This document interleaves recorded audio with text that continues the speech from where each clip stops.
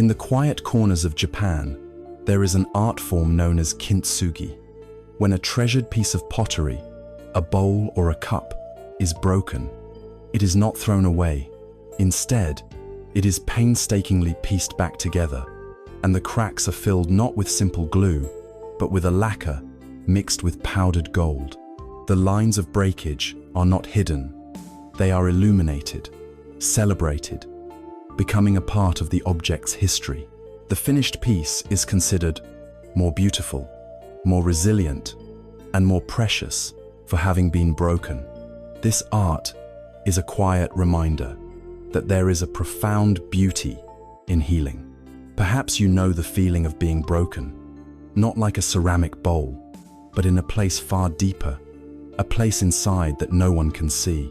You carry a memory, a moment, a wound from the past, and it feels like a heavy, hot stone strapped to your back.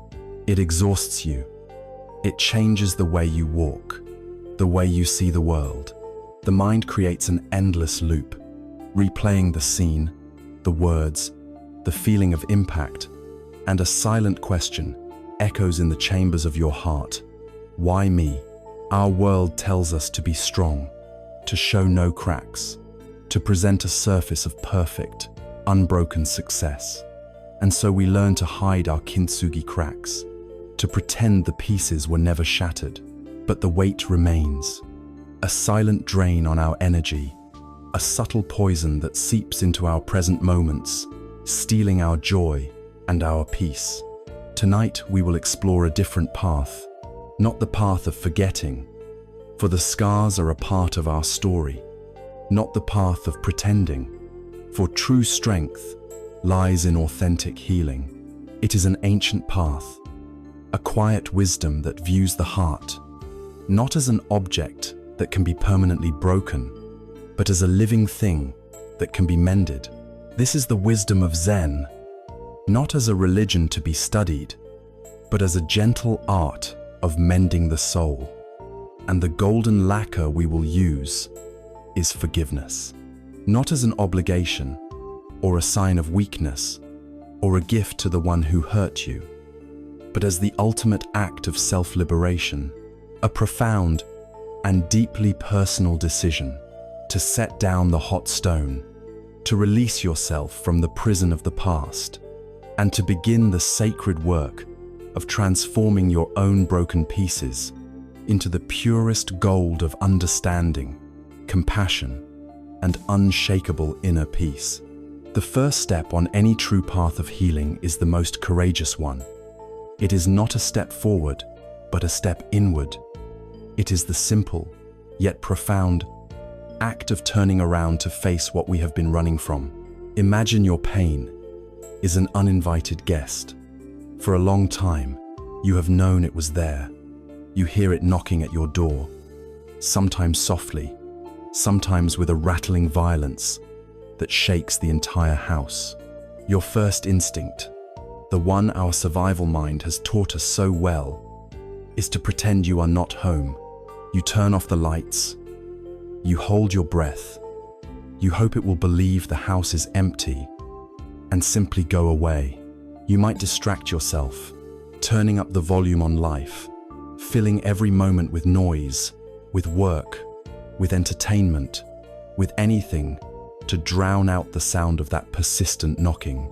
But the guest does not leave. It is, after all, your guest. It belongs to your house. Its presence is a part of your story.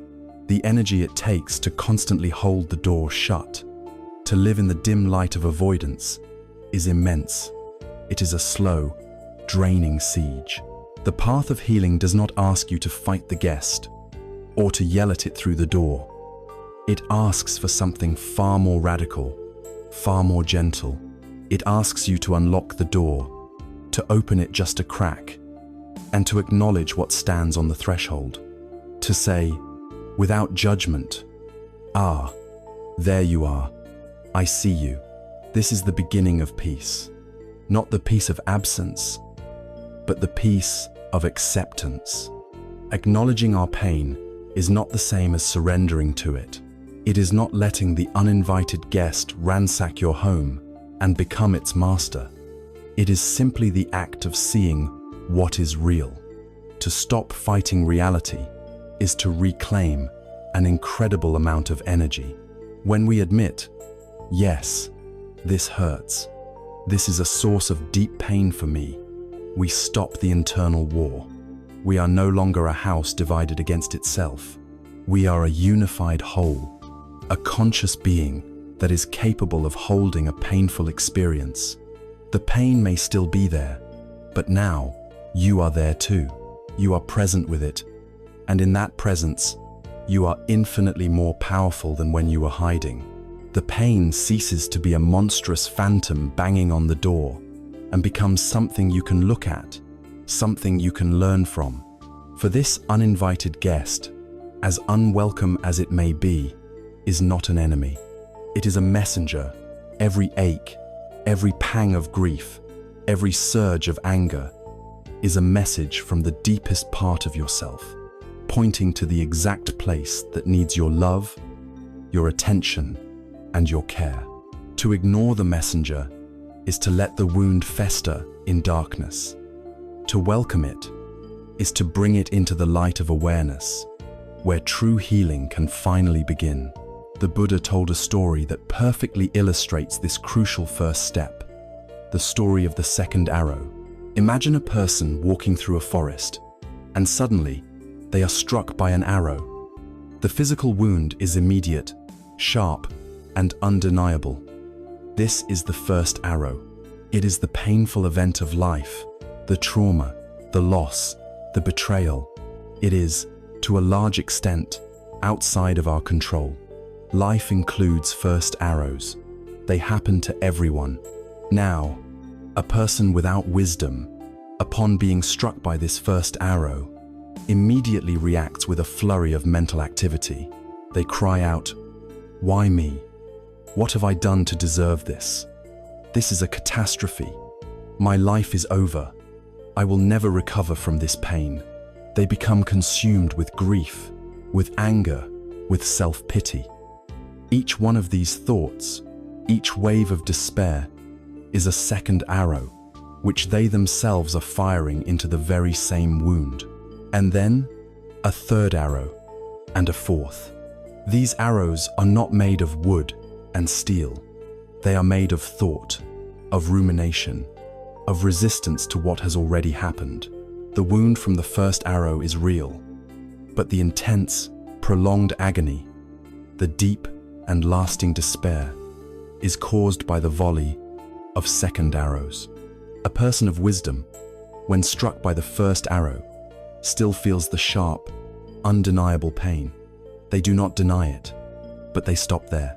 They do not reach into their own quiver and shoot a second arrow into themselves. They say, "I have been struck by an arrow. This is painful. Now, what must be done to care for this wound?" This ancient story speaks directly to the heart of our experience with trauma. The event that hurt you, that was the first arrow. It was not your fault. It was real, and the pain it caused is valid. The healing journey does not ask you to pretend the first arrow never happened, but it invites you to become aware of the second arrows, the stories you tell yourself about the event, the way you let it define you, the endless cycle of blame towards yourself or others, the belief that your life is forever ruined, the resentment that you carry like a burning coal. These are the second arrows, and they are the source of what the Buddha called suffering. This is a vital distinction. Pain is the direct experience, the raw sensory data of the first arrow. It is clean, it is temporary, it is a part of life. Suffering, on the other hand, is the story, the mental proliferation, the resistance. It is the mud we stir up around the clean pain. It is the second, third, and 100th arrow. By not acknowledging our pain, by trying to pretend the first arrow doesn't hurt, we almost guarantee that we will shoot ourselves with second arrows. Because the suppressed pain will inevitably erupt as anger, anxiety, and despair. But by turning toward the initial wound with mindfulness, we create a space of clarity. In that space, we have a choice. We can see the second arrow forming in our mind. We can feel the familiar pull of victimhood or rage, and we can choose to let that arrow rest in its quiver. We can choose, instead, to tend to the original wound with compassion. This practice of non-avoidance is the antidote to suppression, which is one of the most damaging things we can do to our own psyche. When we push down a powerful emotion, it doesn't simply vanish. It is energy, and energy cannot be destroyed, only transformed. Suppressed grief can curdle into chronic depression. Suppressed anger can erupt in uncontrolled rage, or turn inward, becoming self-loathing. Suppressed fear can generalize into a constant, low-grade anxiety that colors every aspect of our lives. Many physical ailments, from digestive issues to chronic pain and fatigue, are now understood to be connected to the immense physiological stress of holding unresolved emotions in the body. It is like holding a large beach ball underwater. It takes a constant, exhausting effort to keep it down. Your arms tremble with the strain. You can't focus on anything else. And eventually, your strength will fail, and the ball will erupt to the surface with a force far greater than if you had simply allowed it to float there from the beginning. So how do we do this? How do we sit with this uninvited guest without letting it take over? We practice the art of just being. We find a quiet moment, and we allow the feeling to arise. Let's say it is grief. Instead of following the story, "I am grieving because I lost," we shift our attention to the raw sensation of the emotion in our body. Where is it? Is it a tightness in the chest? A hollow feeling in the stomach? A lump in the throat? Is it hot or cold? Is it vibrating? Or is it a dense, heavy stillness? We don't need to name it, to analyze it, or to fix it. We simply observe it, with a gentle, curious, non-judgmental attention. We are like a scientist observing a weather pattern, not judging the rain for being wet or the wind for blowing. We are just noticing, this is what grief feels like in my body right now. In doing this, we perform a kind of alchemy. We separate the clean pain from the suffering. The raw sensation is the pain. The story about the sensation is the suffering.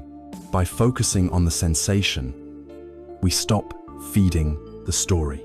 And without our constant mental energy to fuel it, the story begins to lose its power. The uninvited guest, having been seen and acknowledged without a fight, often finds that its message has been delivered. It may not leave immediately, but its knocking becomes softer. It no longer needs to shout to be heard. This practice of sitting with your pain is an act of profound kindness to yourself. It is a declaration that you are worthy of your own attention, that every part of your experience is allowed to be here. It can feel intense, and it can feel vulnerable. And that is why, as we sit on the threshold of our own inner world, having welcomed the messenger of pain, we need an anchor. We need a friend who is always with us, a place of refuge we can return to when the waves of emotion feel too strong.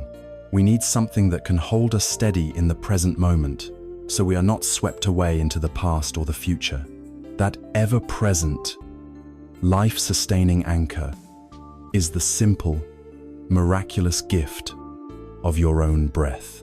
And it is to the breath that we will now turn as our first and most faithful tool on this path of healing. Having opened the door to our pain, we find ourselves in a vulnerable space. The uninvited guest is in the room with us, and its presence can be overwhelming. The mind, in an attempt to make sense of it all, will often do what it does best. It will begin to travel in time. It will leap backwards into the grainy, painful footage of the past, replaying every detail of the first arrow, analyzing it, dissecting it, wishing it could be different. It will ask 1,000 unanswerable questions. Why did this happen? What if I had done something else? It will churn with regret, with resentment, with the heavy, stagnant energy of what is already gone. And then, just as quickly, it will vault forward into the future, a landscape of fear and anxiety. What if this pain never goes away? What if I am permanently damaged? How will I ever trust again? The mind becomes like a frantic, frightened ghost, unable to find rest in any solid place, flickering between the tomb of the past and the fog of the future. And in all of this frantic travel, we completely miss the only place where life is actually happening, the only place where healing is possible, the only place where peace can be found. And that is right here, right now, in the present moment. But how do we come home to the present when the pulls of the past and future are so strong? We need a guide. We need an anchor. We need a thread so simple, so reliable, that it can lead us out of the labyrinth of our own thoughts. That thread is your breath. Think about it for a moment. You cannot breathe in the past. You cannot breathe in the future. You can only breathe right now. The breath is utterly and beautifully present. It is the rhythm of life itself, happening continuously from the moment you were born to the moment you will die, a faithful companion that asks for nothing, yet gives you everything. To bring your attention to your breath is to bring your entire being back to this moment. It is a physical, tangible act of homecoming. It is the anchor that holds the ship of your awareness steady amidst the turbulent waves of thought and emotion. It doesn't stop the storm, but it keeps you from being swept away by it. It is the homing signal that cuts through the static of anxiety and regret, reminding you gently that you are right here and you are alive. Let us practice this together, right now. There is nothing you need to achieve, no special state to attain. The only goal is a gentle, curious attention. Find a comfortable position, either sitting or lying down. You don't need to sit like a statue. Just allow your body to be in a posture of relaxed dignity. Allow your eyes to gently close, or if you prefer, rest your gaze softly on a point a few feet in front of you. Begin by bringing your awareness to the points of contact between your body and the surface that supports you. Feel the weight of your body held by the chair or the floor. Acknowledge that for this moment, you are fully supported. You can let go. Now, gently, bring your attention to the sensation of your own breathing. Don't try to change it. Don't try to control it or make it deeper or slower. Your body knows how to breathe perfectly well on its own. Your only task is to feel it. Simply become interested in the physical sensations. You might notice the air as it enters your nostrils, perhaps feeling a little cooler on the way in. And you might notice the air as it leaves your nostrils, perhaps feeling a little warmer on the way out. Just rest your attention there, at the gateway of the nose. Cool air coming in, warm air going out. Simple, present. After a few moments, you might let your awareness travel down with the breath into your body. Rest your attention on the gentle rise and fall of your abdomen or your chest. As you breathe in, the belly naturally expands, just a little. As you breathe out, the belly naturally softens and falls. Ride the waves of your own breath, like a small boat rising and falling on a calm sea. Inhale, a gentle rising. Exhale, a gentle falling. There is nothing else you need to do, nothing to figure out, just this breath. And now, Inevitably, your mind will wander.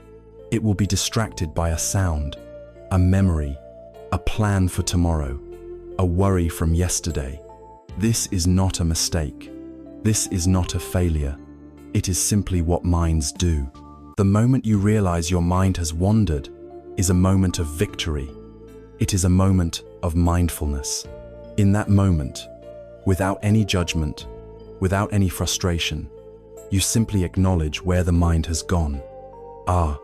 Thinking. And then, very gently, like leading a lost puppy back home, you guide your awareness back to the sensation of the breath, back to the cool air at the nostrils, or the rising and falling of the abdomen. You may have to do this 100 times. That is the practice. It is not about staying with the breath forever. It is about returning to the breath, again and again, with kindness.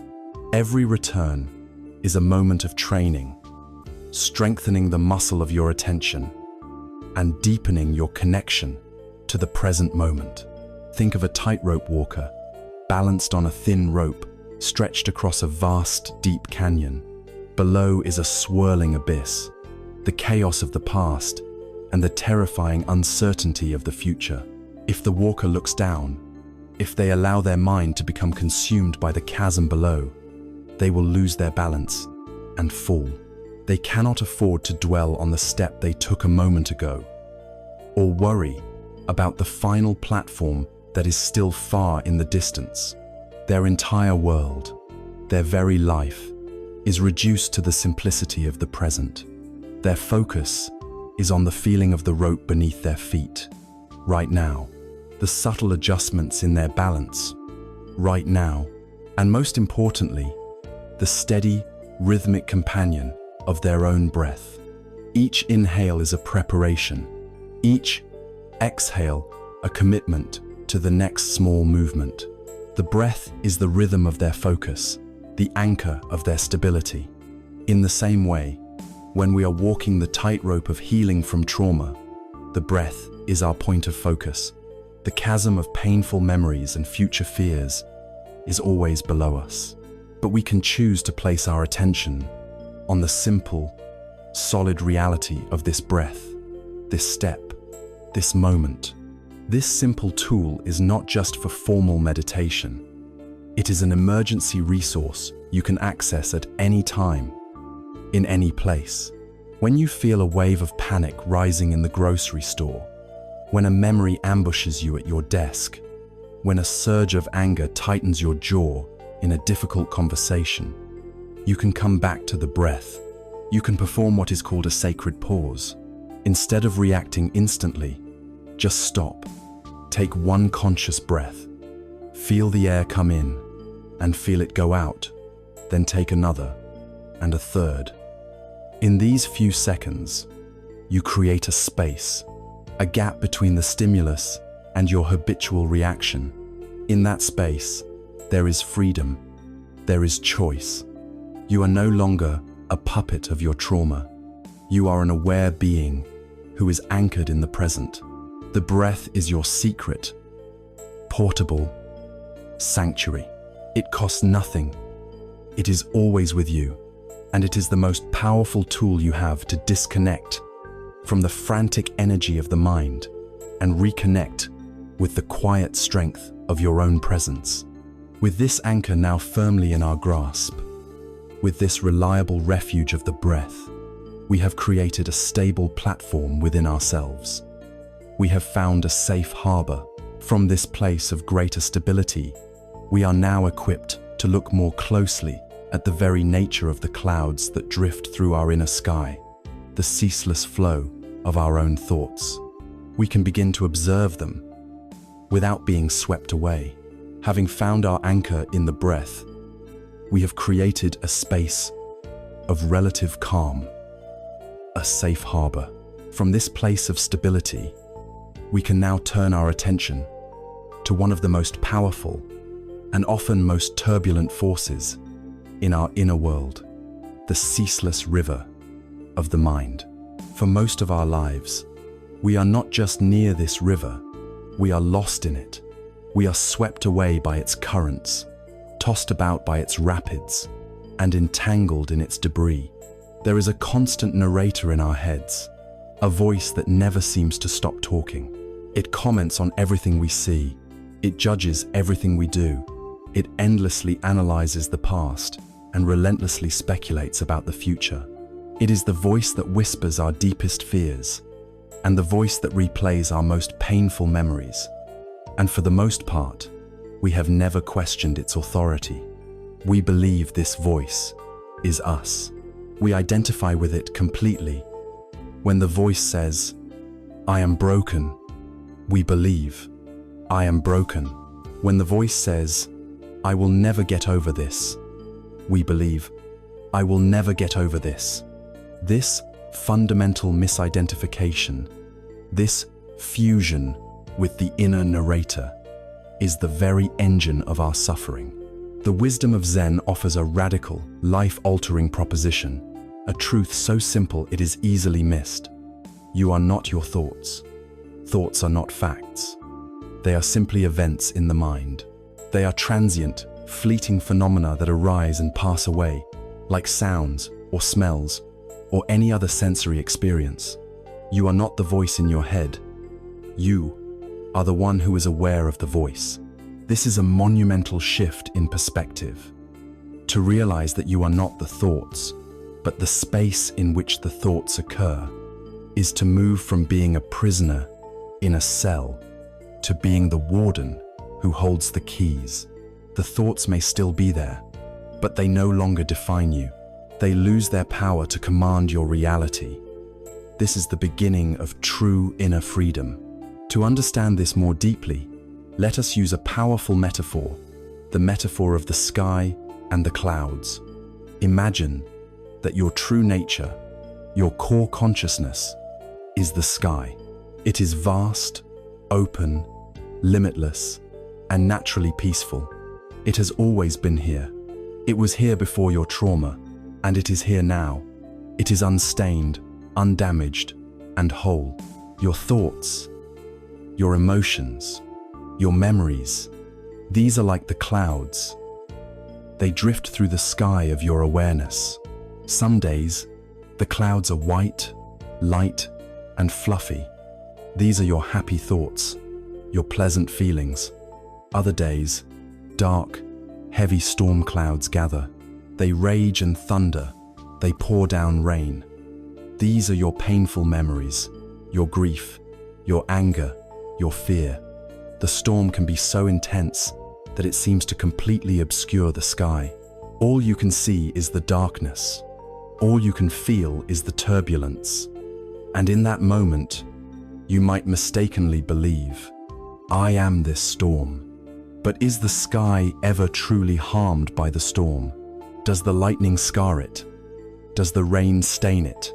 Number. The storm is simply a weather pattern passing through the sky. The sky contains the storm, but it is not the storm. And eventually, as all storms do, it passes. And what remains? The vast, clear, peaceful sky, exactly as it was before.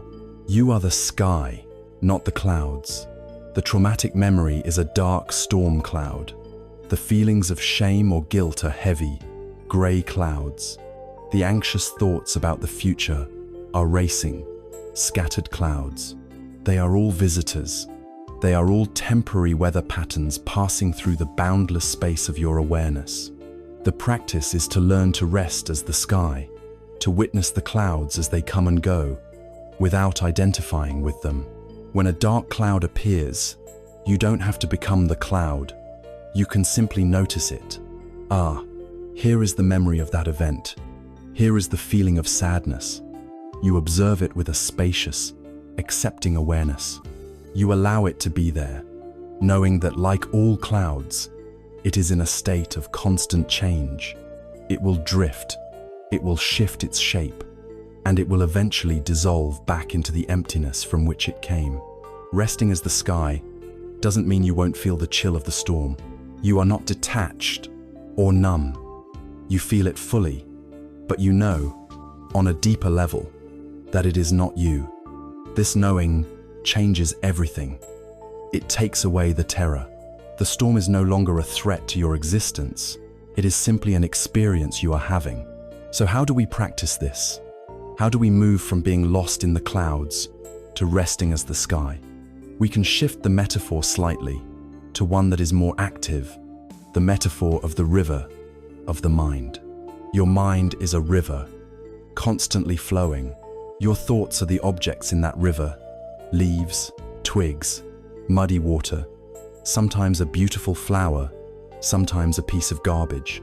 For most of your life, you have been swimming in that river, being carried along by its currents, often with your head barely above water. The practice is to metaphorically step out of the river and sit peacefully on the bank.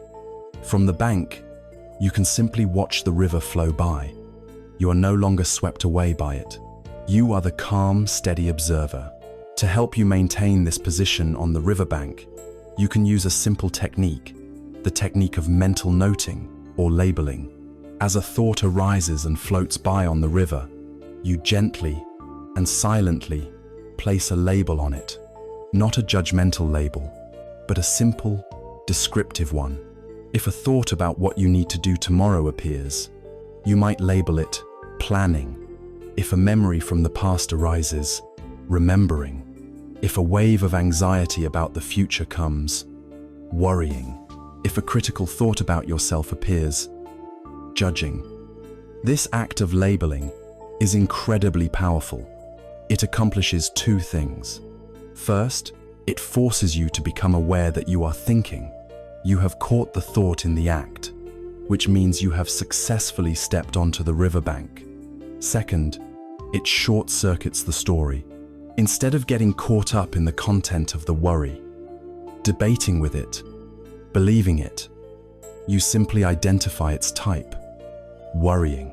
This creates an immediate space, a gentle distance between you, the observer, and the thought, the observed. You are not analyzing the thought. You are simply acknowledging its presence and its nature before letting it float on by.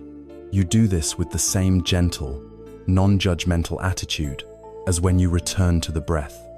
There is no need for force. You are just sitting, watching the river of your mind. You will notice that the river is sometimes calm and clear. At other times, it is turbulent and muddy. Your job is not to clean the river or dam it up. That is an impossible, exhausting task. Your job is simply to remain on the bank, anchored by your breath, and watch it all flow by. When you practice this consistently, something remarkable begins to happen. The thoughts, especially the painful and obsessive ones that arise from trauma, begin to lose their power. These thoughts are like bullies. They thrive on your engagement and your belief. When you argue with them, when you fear them, when you believe their stories, you are feeding them, making them stronger. But when you simply sit on the riverbank and watch them pass, labeling them with a calm detachment, this is the not good enough story again, or here is the "it was all my fault" thought. You are withdrawing your energy from them. You are no longer feeding the bully. The thoughts may still arise out of habit, but they appear as hollow echoes. They are like ghosts rattling chains, but they have no real power to harm you, because you no longer believe they are you. You see them for what they are: impersonal, conditioned mental events floating down the river of the mind. This is the path to disarming your trauma at the level of thought. You don't have to erase the memories, but you can change your relationship to them. You can untangle yourself from the stories, and, in doing so, find a profound peace right in the midst of the flowing river. And as we sit on this riverbank, watching everything pass, we begin to notice a fundamental characteristic of every single thought, every feeling, every sensation that floats by. None of it lasts. The angry thought dissolves. the happy memory fades. The planning thought is replaced by a worry. Everything is in flux. Everything is changing.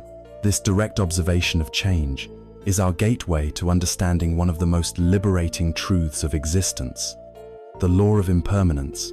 As we sit on the bank of the mind's river, watching the ceaseless flow of thoughts and feelings, a profound truth begins to dawn on us.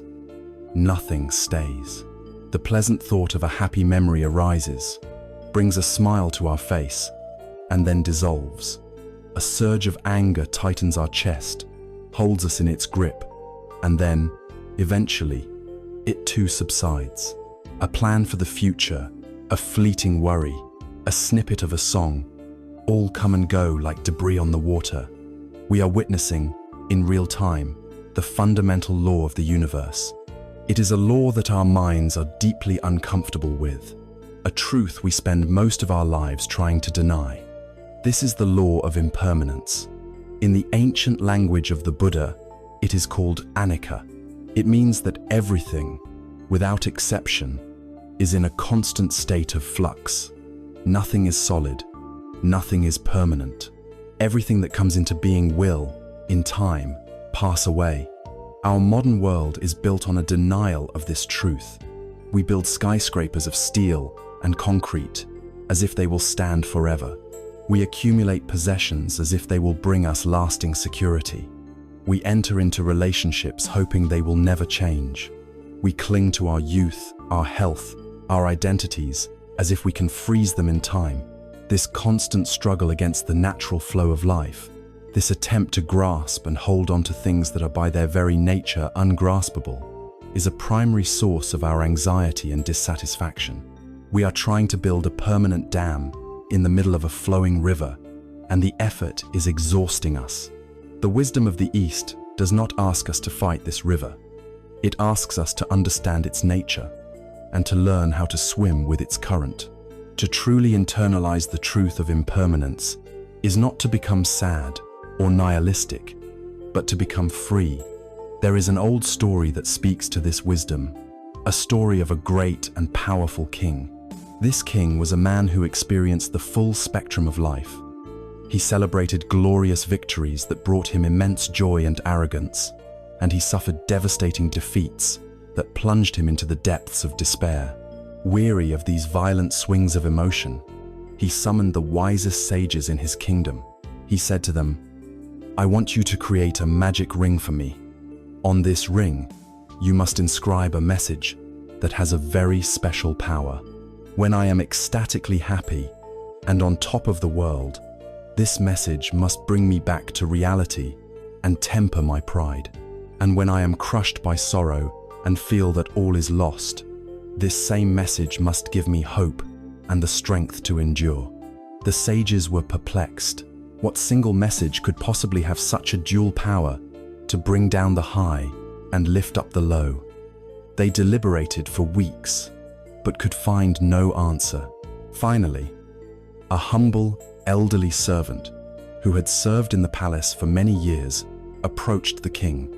He presented a simple, unadorned ring.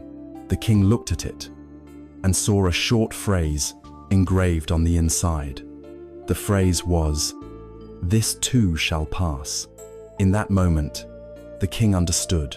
In his moments of greatest triumph, surrounded by cheering crowds and flattering courtiers, he would look at the ring and be reminded, "This too shall pass." It would check his ego, reminding him that his power, his fame, and his glory were fleeting conditions, not a permanent state of being. It would foster humility and gratitude. And in his moments of darkest despair, in the lonely silence of loss and failure, when the weight of the world felt unbearable, he would look at the ring and the same words would become a beacon of hope. This too shall pass. His grief, his shame, his pain, as real and all, consuming as it felt, was not a life sentence. It was a temporary state, a storm that would, in time, exhaust itself. This phrase was not a dismissal of his feelings, but a promise of their impermanence. It was a lifeline of perspective. This ancient wisdom is one of the most powerful medicines for healing from trauma. When we are caught in the grip of a painful emotion, a flashback, or a wave of deep sadness, our mind tells us a convincing lie. It tells us, this is it. This is your reality now. This feeling is you, and it will last forever. The pain feels so immense, so solid, so absolute, that it seems impossible that it could ever end. It colonizes our entire sense of self and our perception of time. This is the moment to remember the king's ring. This is the moment to gently whisper to yourself, this too shall pass. To say these words is not to suppress or deny your pain. It is the opposite. You acknowledge it fully. You say, I see you. Intense feeling of grief. I feel your weight in my chest. You are here. And then you add the wisdom of Anika, and I know that you are a visitor. You are a cloud passing through my sky. You are not permanent. This too shall pass. This practice fundamentally changes your relationship with your own emotional states. You stop tensing against them. The great suffering of a painful emotion comes not just from the emotion itself, but from our panicked resistance to it. We feel the first pangs of grief, and we immediately tense up, thinking, oh no, I can't handle this. I have to make it go away.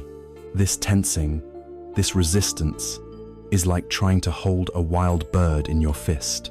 The more you squeeze, the more it struggles, and the more you feel its panicked energy. But if you can open your hand, if you can allow the bird to be there without trying to control it, it may flutter for a while, and then, when it is ready, it will fly away on its own. Allowing your feelings to be present while holding the deep knowledge of their impermanent nature is like opening your hand. You let the feeling be. You let it move through you, knowing it is a temporary energy. Paradoxically, this acceptance, this non-resistance, is what allows the emotion to complete its natural course and dissolve more quickly. It is crucial to understand that embracing impermanence is not a call for pessimism. Some might hear nothing lasts and feel a sense of hopelessness, but the Zen masters would say this is a misunderstanding. The truth of impermanence is what makes life precious. It is a call to awaken to the beauty and sacredness of the present moment, because this moment will never come again. Knowing that joy is fleeting does not have to taint it. It can make you savor it more fully.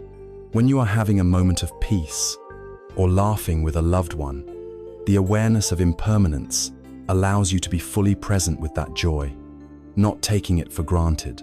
You drink it in completely, knowing it is a precious gift. In the same way, this wisdom infuses the difficult moments with a profound sense of grace. It allows you to endure hardship with the knowledge that it is not a permanent destination, but a landscape you are passing through. The winter does not last forever. The night always gives way to the dawn. No rain lasts forever. This is not blind optimism. It is the fundamental law of nature. Our failure to see this truth clearly, our constant desire for things to be permanent and stable when they are not, our clinging to pleasure and our aversion to pain is at the very heart of the human condition of unease. The Buddha saw this with profound clarity. He did not see it as a flaw in our character, but as a deep-seated confusion about the nature of reality. He began his great teachings by addressing this very condition, this pervasive sense of dissatisfaction that arises from our struggle against the way things are. He gave it a name, dukkha, and by diagnosing this condition so precisely, he was able to offer a path to its cure. Our journey now takes us deeper, to the very foundation of these teachings, to face this truth of dissatisfaction, not with fear, but with the same calm, courageous awareness we are cultivating here. Having embraced the universal law of change, we can now venture deeper into the heart of the Buddha's teachings. It is a journey that requires courage, because it asks us to look directly at a truth we often spend our lives avoiding. To guide us, it is helpful to let go of the image of the Buddha as a distant, serene figure under a tree, and instead to see him as the world's greatest physician of the mind. He was not a god, but a human being who awoke to the nature of reality, and his primary concern was the alleviation of suffering.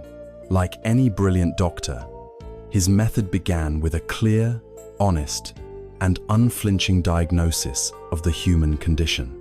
This diagnosis is the first of his Four Noble Truths, and it is the simple, yet profound, statement that there is suffering in life. In the Pali language, this is the truth of dukkha. To hear this in our modern world, with its emphasis on positivity and happiness, can sound pessimistic, even morbid. But this is not a gloomy judgment on life. It is a clinical observation. A good doctor does not tell a patient with a serious illness, "Everything is fine," just to make them feel better in the moment. A good doctor says, "Here is the nature of the ailment. Let us look at it clearly, without fear, because only by understanding the sickness can we find the cure." The first noble truth is this brave, compassionate diagnosis. It is the Buddha looking at us with kindness and saying, "I see that you are hurting. Let's talk about the nature of that hurt." The word dukkha is often translated as suffering, but this single English word is too narrow, too heavy. It fails to capture the subtle genius of the Buddha's insight. Dukkha certainly includes what we would call suffering, the obvious pain of a body in distress, the grief of losing someone we love, the sharp sting of betrayal, the terror of a traumatic experience. But it goes much deeper than that. Dukkha also refers to a more pervasive, background hum of unsatisfactoriness that runs through our lives. It is the feeling that something is just slightly out of tune. It is the stress of wanting things to be different than they are. It is the subtle anxiety that even in a moment of happiness, we know it won't last. It is the new job that was exciting at first, but now has become a source of stress. It is the perfect vacation that is tinged with the sadness of knowing we have to go home.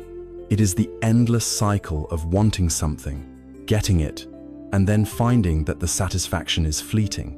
So we must start wanting something new. Dukkha is the inherent friction of being a human being in a constantly changing world.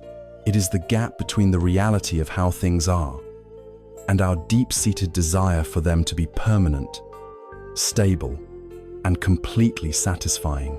To make this diagnosis even more precise, the Buddha described 3 distinct types of dukkha. The first is the one we all know, dukkha dukkha, or the suffering of painful experiences. This is the raw, undeniable pain of body and mind. It is the headache, the broken bone, the chronic illness. It is the grief, the fear, the loneliness, the anger that arises from trauma.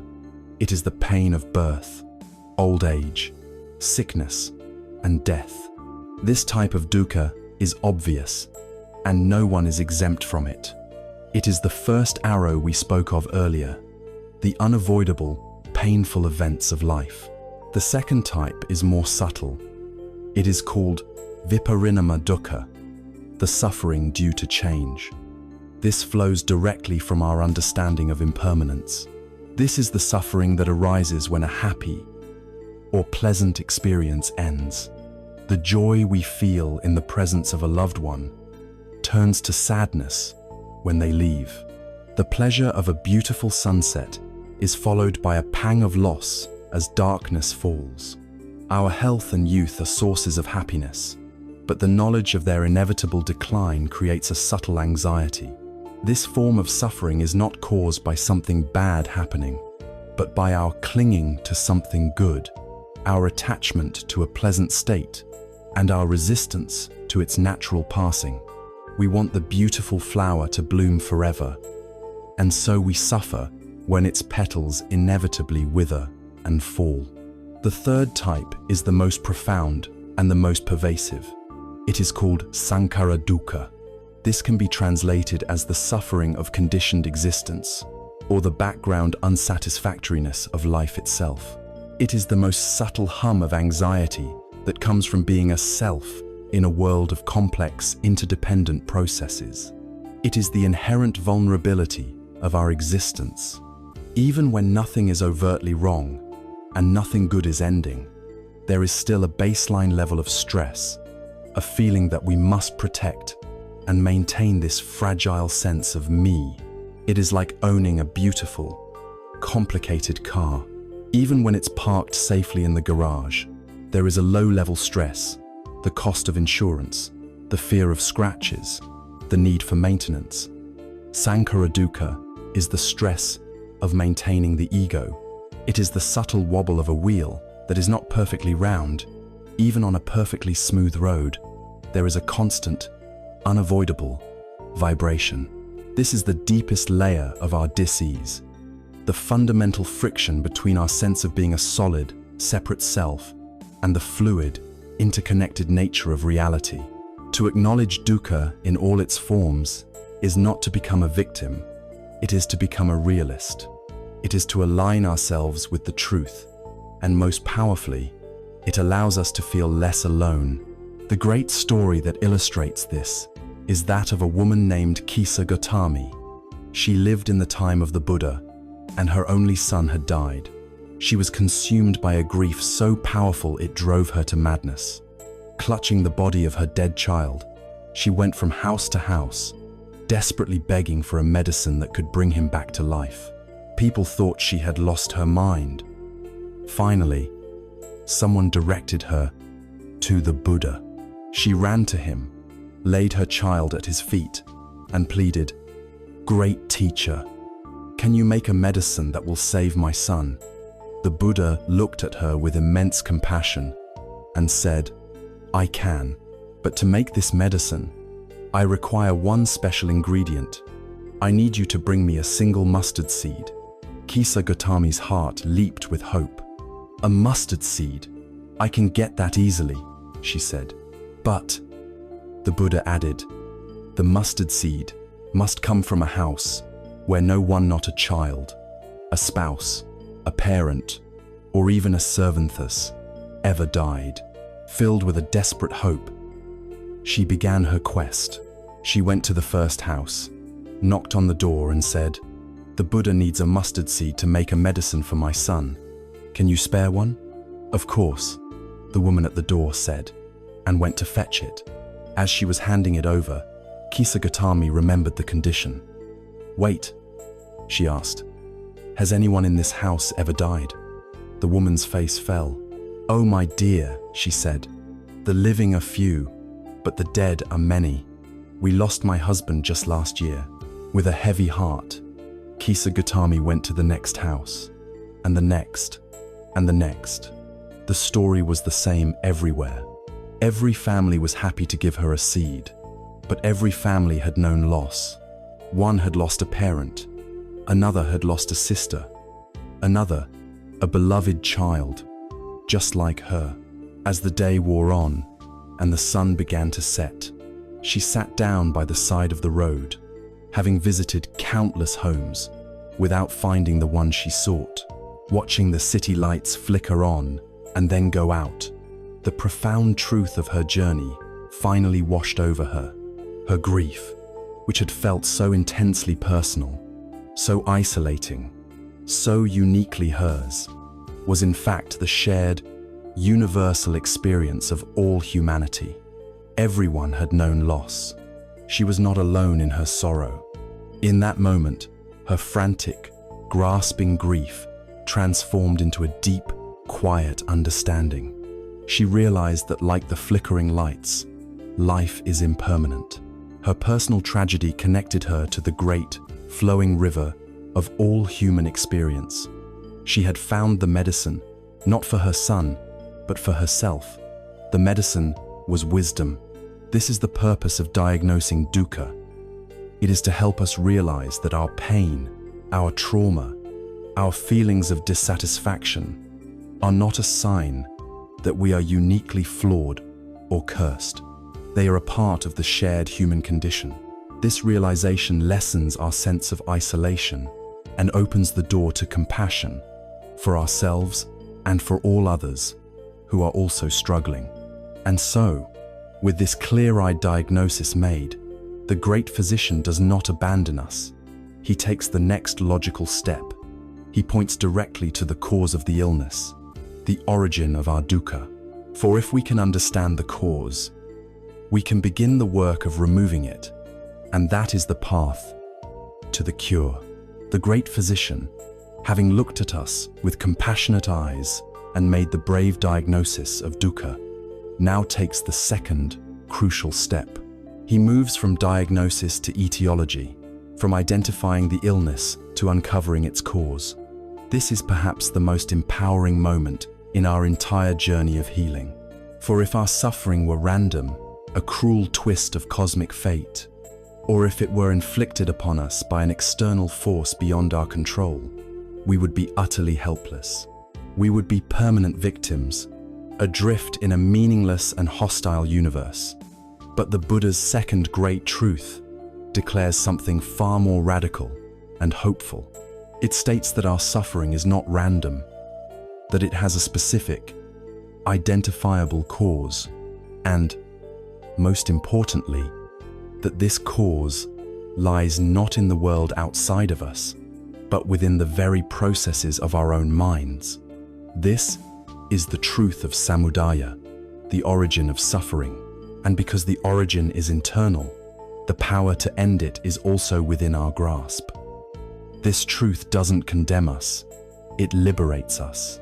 It hands us the key to our own prison cell, revealing that the door has been unlocked the entire time. The cause of our deep and pervasive dissatisfaction, the Buddha said, is a force he called tanha. This Pali word is often translated as craving or desire, but its meaning is closer to a relentless, burning thirst. It is not the simple, healthy desire that makes us seek food when we are hungry or warmth when we are cold. Tanha is a deeper, compulsive grasping, a frantic clinging that is rooted in a fundamental sense of lack.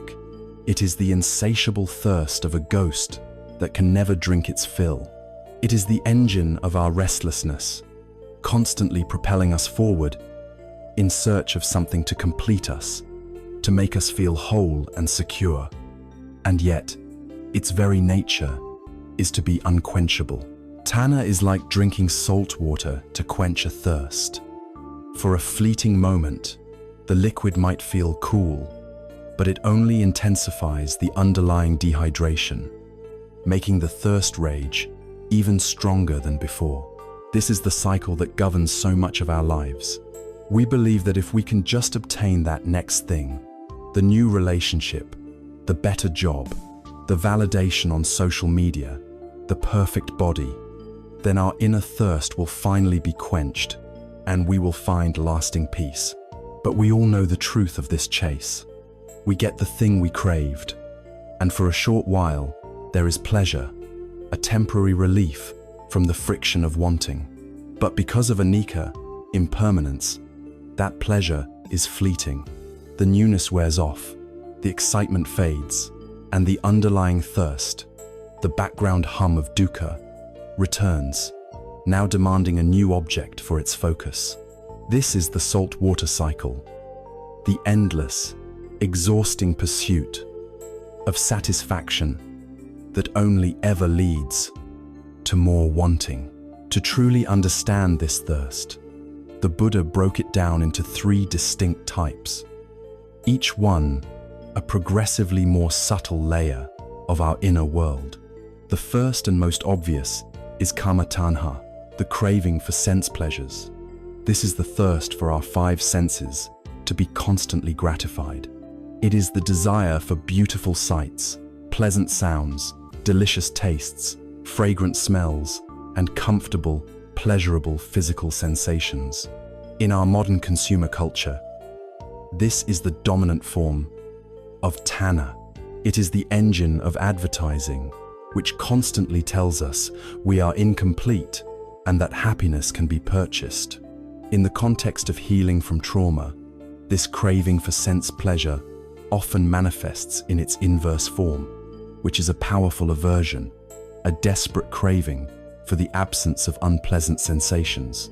We crave to not feel the anxiety in our stomach, to not hear the echo of cruel words, to not see the intrusive images of a painful memory. This desperate push against pain is the flip side of the pull towards pleasure, two sides of the same coin of craving. It is also the root of many of our most common coping mechanisms. When the inner pain of dukkha becomes too great, we engage in kammatthana as a form of self-medication.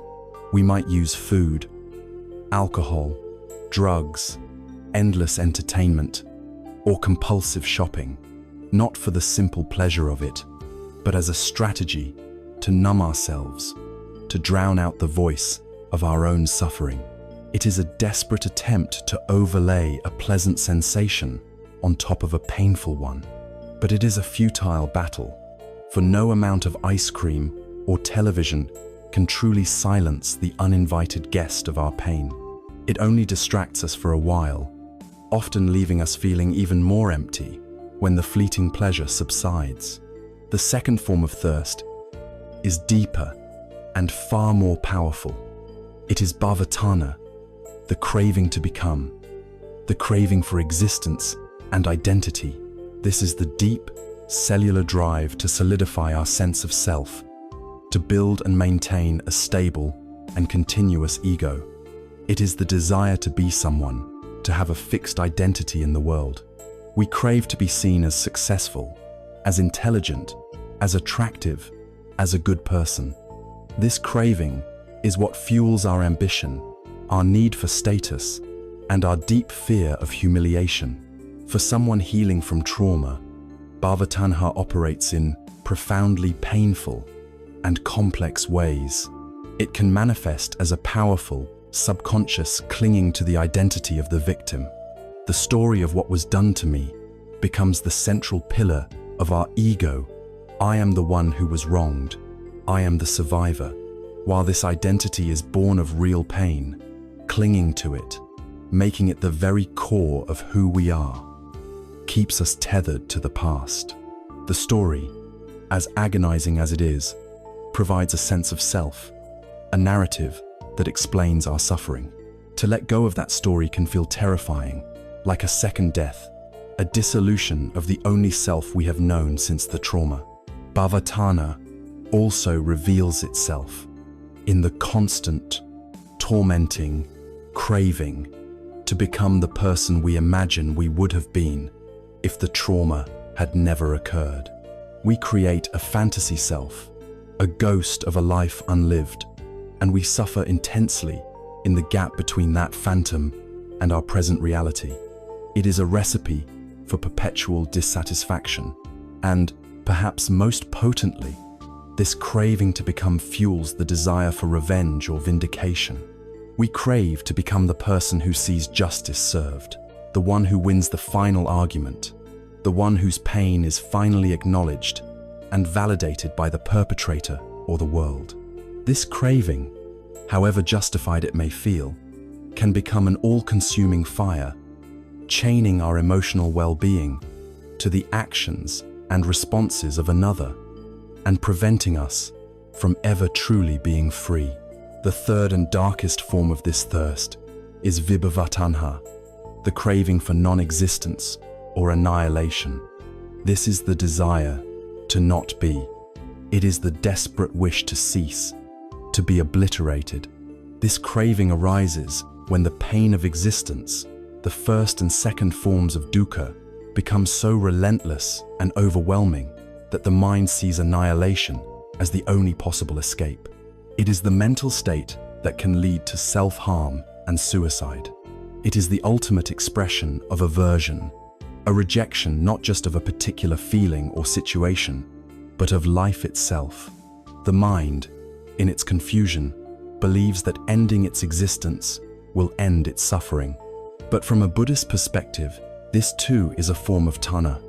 It is a powerful, compulsive craving for a specific outcome, the outcome of nothingness. And like all forms of craving, it is rooted in a misunderstanding of reality and is itself a source of immense anguish. It is the final, desperate strategy of a mind that has not yet learned that there is another way to end suffering, a way that does not require the destruction of life, but the destruction of ignorance.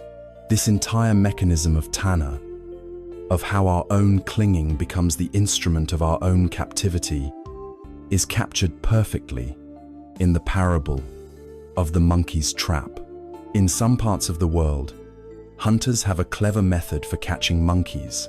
They take a coconut or a gourd, hollow it out, and chain it to a stake driven firmly into the ground. They drill a hole in the coconut, just large enough for a monkey to slide its open hand inside. Then, they place a sweet rice cake or some other tempting treat inside the hollow gourd. Sooner or later, a monkey comes along, smells the sweet treat, and sees it through the hole. It slides its slender, open hand inside and grasps the food. It is overjoyed with its prize.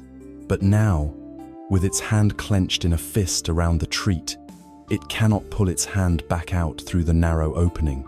The monkey pulls and screeches. It thrashes and struggles, growing more and more frantic and terrified. But it never occurs to it that the solution is simple. All it has to do is open its hand, let go of the bait, and it will be free.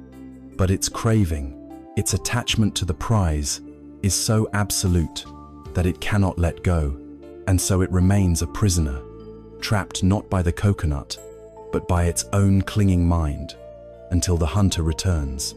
We are this monkey, the trauma, the story of our pain, our grievances, our demands for justice, our identity as the one who was hurt. This is the sweet treat in the coconut. It feels valuable. It feels real. It feels like ours. And so we clench our fist around it, believing it is precious. We do not realize that this very act of clenching is what keeps us trapped, chained to the stake of our past, unable to move forward into the freedom of the present. The path to liberation does not involve breaking the coconut or fighting the hunter.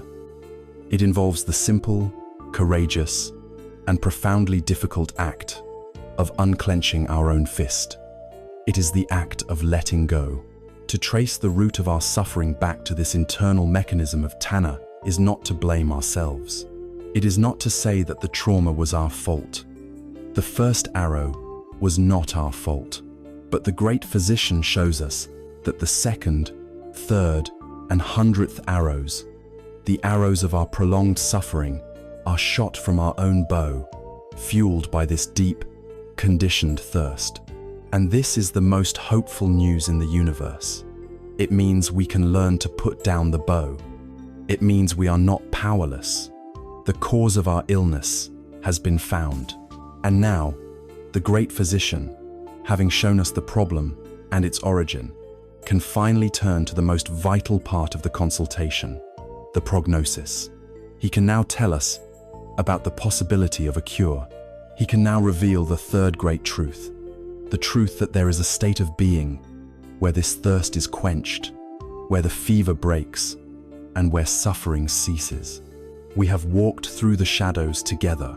We have sat with the diagnosis of dukkha, that pervasive friction and dissatisfaction of life. We have traced its origins to the burning, insatiable thirst of tanha, the compulsive clinging of our own minds. To remain here would be to remain in a place of despair, to understand the sickness and its cause with no hope of a cure. But the great physician did not leave his patients in this state. The first two truths were simply the necessary groundwork for the third. And the third truth is a revelation of pure, undiluted hope. It is the moment the doctor, after explaining the illness in detail, leans in, looks you in the eye, and says with complete confidence, "But there is a cure. A complete and lasting recovery is possible." This is the third noble truth, the truth of Nirodha. It is the truth that there can be an end to suffering. It is the light at the end of the tunnel, a light that is not a mirage, but a genuine destination. This truth transforms the entire journey from a grim observation of our predicament into a hopeful and purposeful path toward liberation. The word most often associated with this state is nirvana, or in its original Pali, nibbana. This word has been absorbed into our culture, but it has been twisted and misunderstood. We imagine nirvana as a kind of hazy, blissful paradise, a heaven you go to after you die, filled with clouds and harp music. Or perhaps we see it as a state of zoned-out, blissful apathy. The Buddha was not a real estate agent for the afterlife, and he was not advocating for emotional detachment. His entire focus was on the here and now, on the tangible reality of human consciousness. Nibbana is not a place you go to. It is not a reward for good behavior, and it is certainly not a state of annihilation or nothingness. It is a psychological state, a state of mind that can be realized in this very life by you. It is the natural state of the mind when it has been freed from its afflictions. To understand its true meaning, we can look at the word itself. The root of nibbana means to extinguish or to blow out, like blowing out a candle flame. This is the most powerful metaphor for understanding what this state truly represents. Imagine your mind is like an old oil lamp. The flame of this lamp is dukkha, our suffering. It is a flickering, agitated, and unstable flame, representing our stress, our anxiety, our grief, and our restlessness. The heat it gives off is the heat of our pain. This flame does not burn on its own. It requires fuel. The oil in the lamp is tanha, our craving, our clinging, our thirst. As long as there is oil, the flame of suffering will continue to burn. The wick of the lamp is our sense of self, our ego, the structure of our identity that draws the fuel of craving upwards to be consumed in the flame of suffering. We spend our lives trying to manage the flame, to make it burn a little less brightly, or to distract ourselves from its painful heat. We might even try to find better, more refined oil, hoping a different object of craving will produce a more pleasant flame. But the flame, by its very nature, is agitation. Nirodha, the cessation of suffering, is not the act of smashing the lamp. It is not an act of violence or annihilation. It is the state that naturally occurs when the oil of craving has been completely used up. It is the state where there is no more fuel for the fire. And what happens to a flame when its fuel is gone? It does not fly off to some other lamp. It does not go to flame heaven. It simply ceases. The agitation, the flickering, the heat, all come to an end. And what is left? Not a void, not a darkness, but a profound and unshakable peace. The coolness that was always there, underneath the heat of the flame, is finally revealed. This is nibbana. It is the extinguishing of the fires of greed, hatred, and delusion, the three poisons that fuel all of our suffering. It is the mind returned to its natural state, calm, clear, and cool. What would this state of being actually feel like for a person living in the world, for a person healing from the deep wounds of trauma? It would be characterized by three great qualities: freedom, peace, and clarity. First, there would be freedom. Imagine being free from the tyranny of your own reactive mind, free from being jerked around by every desire, every fear, every memory. When a pleasant feeling arises, you can enjoy it fully without the desperate clinging to make it stay. When a painful feeling or memory arises, you can allow it to be there without the panicked resistance to make it go away. You are no longer a slave to your own conditioning. The chains of habit, the cycles of craving and aversion that have governed your entire life have been broken. You can respond to life with wisdom and compassion rather than reacting from a place of fear and lack. Second, there would be a profound and unshakable peace. This is not the temporary peace of a quiet afternoon or a relaxing vacation, a peace that is dependent on external conditions being just right. This is a peace that radiates from the very core of your being. It is the deep stillness of the ocean depths, which remain untroubled no matter how turbulent the waves on the surface may be. In this state, the first arrows of life may still arrive, painful events may still occur, but they no longer have the power to create the second and third arrows of mental suffering. The mind has found its true center, a place of refuge that cannot be shaken by the winds of fortune. For someone who has lived with the constant inner turmoil of trauma, the unrelenting anxiety and hypervigilance, this is the ultimate promise, a true and lasting inner silence. Third, there would be clarity. With the fires of craving and aversion extinguished, the smoke that has clouded our perception for so long finally clears. We see reality as it is, not as we want it to be or fear it might be. We see the impermanent, interconnected, and selfless nature of all things directly. The delusion, the ignorance that is the deepest root of suffering, is dispelled. In the context of trauma, this means that painful memories, while they may still exist as data in the brain, have been stripped of their emotional charge, their power to define and control us. You can look at the past without being re-traumatized by it. It is like looking at an old photograph of a difficult time. You can acknowledge that it happened. You can even feel a gentle compassion for the person you were then, but it no longer has the power to pull you back into the fire. The story has lost its sting. The truth of Nirodha is the North Star of our entire healing journey. Without it, the practice of mindfulness and meditation could seem like a pointless exercise in observing our own misery. But with the knowledge that cessation is possible, every moment of practice becomes infused with purpose and meaning. Every time we return our attention to the breath, every time we observe a thought without clinging to it, every time we choose compassion over anger, we are taking one small step toward extinguishing the flame. We are allowing a single drop of the oil of craving to burn away completely.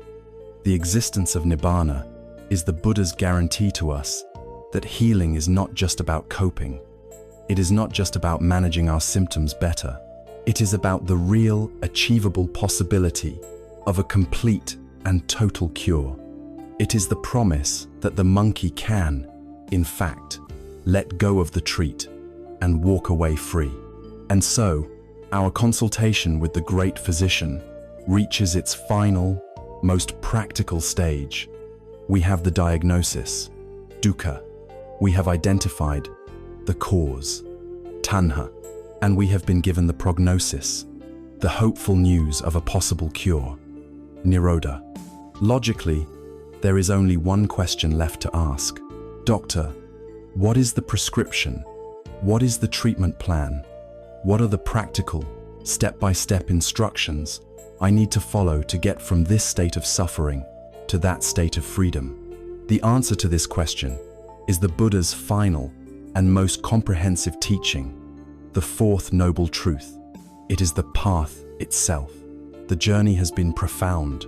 We have stood before the great physician of the mind, and with immense courage, we have received his diagnosis of dukkha, the universal condition of unease. We have listened as he revealed its origin in the burning thirst of tanha, the clinging of our own minds.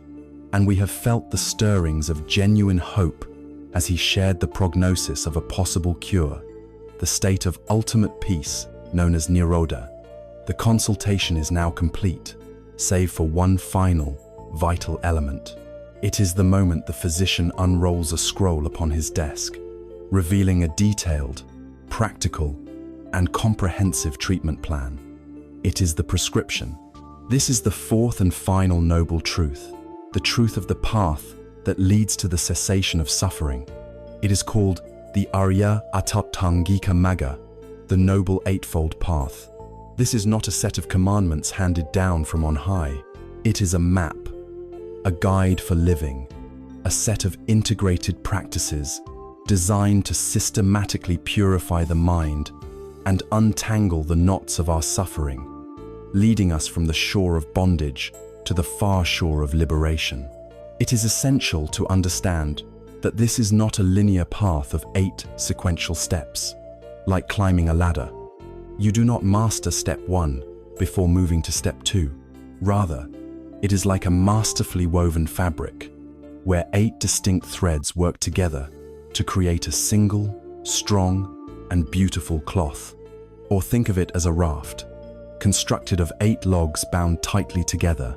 Each log contributes to the integrity of the whole. As you strengthen one, you strengthen them all. Progress in your daily mindfulness practice will naturally inform the kindness of your speech. Cultivating an intention of goodwill will make it easier to act ethically. Living a life of integrity will, in turn, create the peaceful conditions necessary for deeper concentration.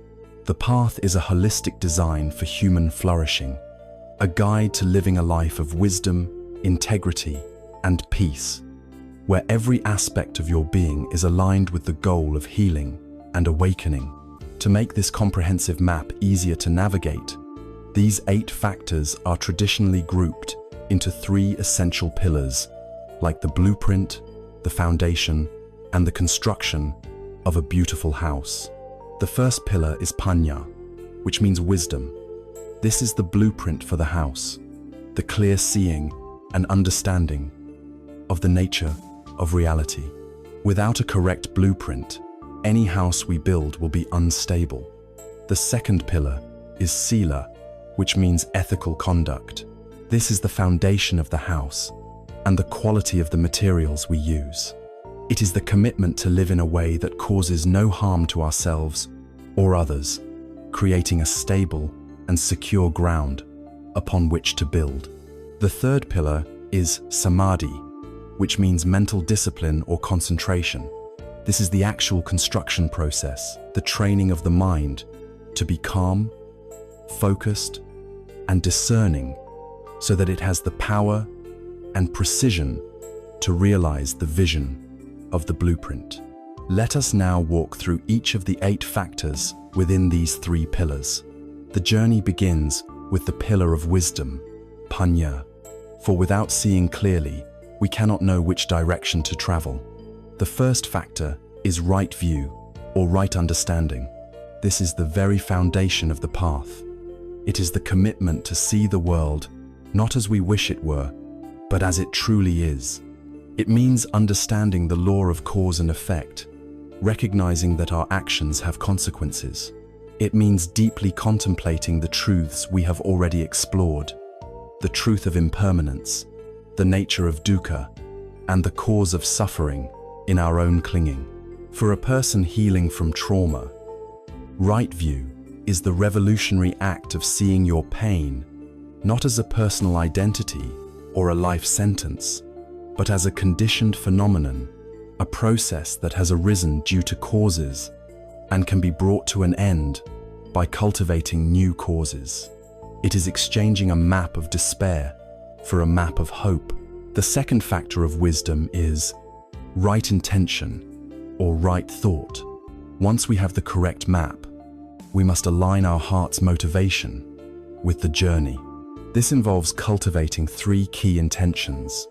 First, the intention of renunciation, which is the gentle willingness to let go of the clinging and grasping of tanha. Second, the intention of goodwill, a commitment to cultivating loving kindness and friendliness towards all beings, starting with ourselves. And third, the intention of harmlessness or compassion, the sincere wish that all beings, including ourselves, be free from suffering. Right intention is the conscious act of turning the heart toward healing. The second pillar of the path is ethical conduct, sila, which grounds our spiritual practice in our daily lives. The third factor is right speech. This is the practice of using our words with mindful awareness, speaking truthfully, kindly, and at the right time. It means abstaining from lying, from divisive speech that sets people against each other, from harsh or abusive words that cause pain, and from idle chatter that distracts the mind. For many of us, the most important place to practice right speech is within our own minds, by noticing and gently abandoning the harsh, critical voice of our inner critic, the voice that perpetuates the trauma, with its stories of shame and self-blame. The fourth factor is right action. This is the commitment to acting in ways that embody our intention of harmlessness. It is classically defined as refraining from killing, from stealing, and from sexual misconduct. It is about living a life of integrity and gentleness, creating an outer environment of peace that supports the cultivation of inner peace. The fifth factor is right livelihood. This extends the principle of harmlessness to the way we earn our living. It is the commitment to engage in work that is not harmful to others or society. Classically, this meant avoiding professions dealing in weapons, human trafficking, meat production, intoxicants, or poisons. In a modern context, it means choosing work that is, as much as possible, aligned with our values of compassion and integrity. The third pillar, and the one most associated with meditation, is mental discipline. Samadhi. This is where we actively train and purify the mind. The sixth factor is right effort. This is not a grim, white-knuckled striving, but a balanced, joyful, and persistent energy. It is the effort of a skilled gardener tending to the mind. This involves four great efforts. The effort to prevent unwholesome, negative states of mind from arising. The effort to abandon any unwholesome states that have already arisen. The effort to cultivate new, wholesome, positive states of mind. And the effort to maintain and nurture those wholesome states that are already present. The seventh factor is right mindfulness. This is the very heart of the practice we have been exploring throughout our journey. It is the capacity to maintain a clear, non-judgmental, moment-by-moment awareness of our experience, to be fully present with our body, our feelings, our thoughts, and the world around us. It is the practice of sitting on the riverbank of the mind, anchored by the breath, watching the flow without being swept away. The eighth and final factor is right concentration. As mindfulness and effort are developed, the mind becomes increasingly calm and stable. Right concentration is the ability to unify the mind and focus it on a single object with unwavering stability. This deep concentration allows for profound states of peace and insight to arise, creating a mind that is sharp and powerful enough to cut through the deepest roots of ignorance and suffering. This noble eightfold path is the Buddha's complete prescription for the human condition. It is a path of exquisite balance, integrating wisdom, ethical living, and mental training into one unified whole. It is a path to be walked, not just admired. It is a description of a life fully lived, where every thought, every word, and every action becomes an opportunity for practice, for healing, and for waking up. We now have the complete map in our hands, and the very first step indicated on this map, the foundation of the entire path, is right view, to see things as they truly are. Central to this clear seeing is a profound and challenging insight, an understanding that strikes at the very root of our clinging and our sense of self. It is the wisdom of anatta, or non-self, the recognition that the solid, separate me we have always believed in may not be what it seems. It is to this pivotal, liberating, and core teaching that we must now turn our full attention. We have arrived at the very heart of the path, the pivotal insight upon which all true liberation rests. We have our map, the Noble Eightfold Path, and its first instruction is right view, to see things as they truly are. We must now be willing to use the lens of our growing awareness to examine the one thing we take most for granted, the one thing that seems most solid and real in our entire universe, our own self. When we are wounded by trauma, the narrative is always intensely personal. It is a story starring a protagonist, me, and an antagonist, them. We say, he hurt me, she betrayed me, my life was ruined. The word me, or I, is the very center of gravity for the entire universe of our pain.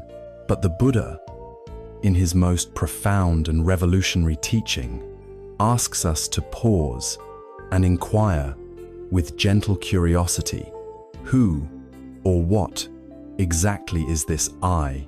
When you say, I am hurting, who is the I that is hurting? Is it your body?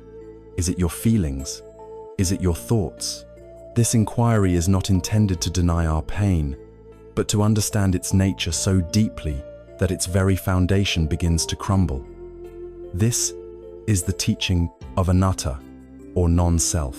It is the wisdom that cuts the very root of clinging, because it reveals that the self we are so desperately trying to protect and defend may not exist in the way we think it does. Let us embark on this investigation together.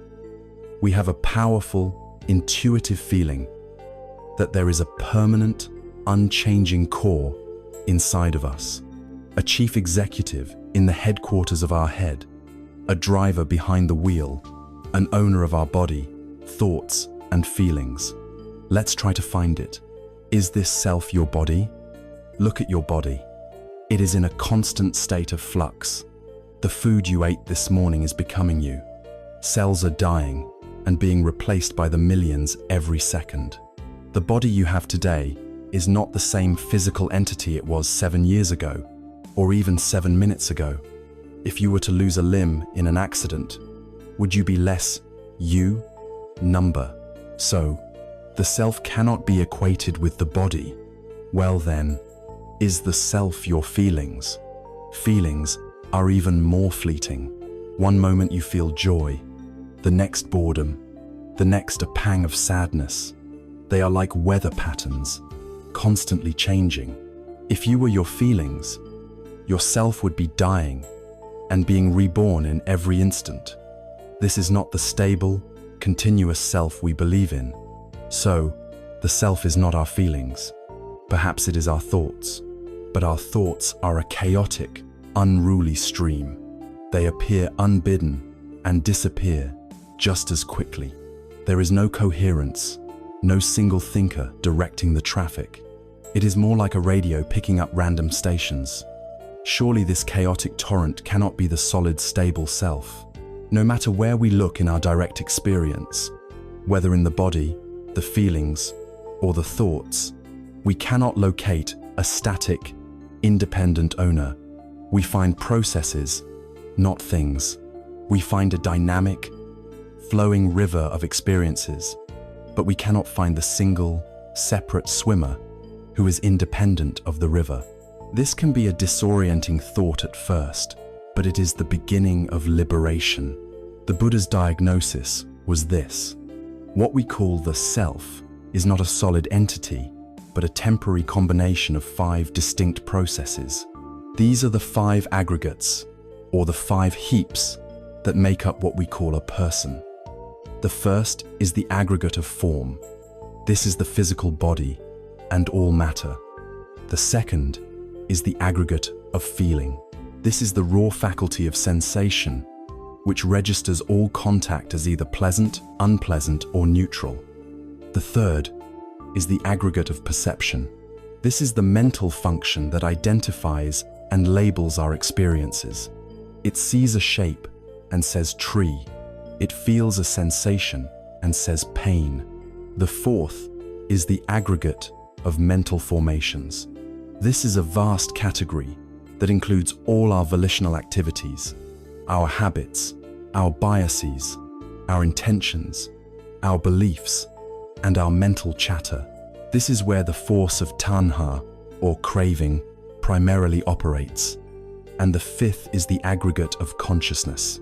This is the basic faculty of awareness itself, the light that knows the other aggregates are present. Consciousness arises in dependence on the other four. It is not a master controller. These five processes, constantly flowing and interacting with each other, create the experience of a self. But there is no one behind the curtain, pulling the levers. You are not a noun. You are a verb. You are a process of bodying, feeling, perceiving, intending, and knowing. You are not a fixed thing, but a flowing river, a temporary coalition of these five changing processes. This is perhaps one of the most difficult concepts to grasp, and an ancient story perfectly illustrates it. Over 2,000 years ago, a Greek king named Milinda, ruling a kingdom in India, sought out a great Buddhist sage named Nagasena.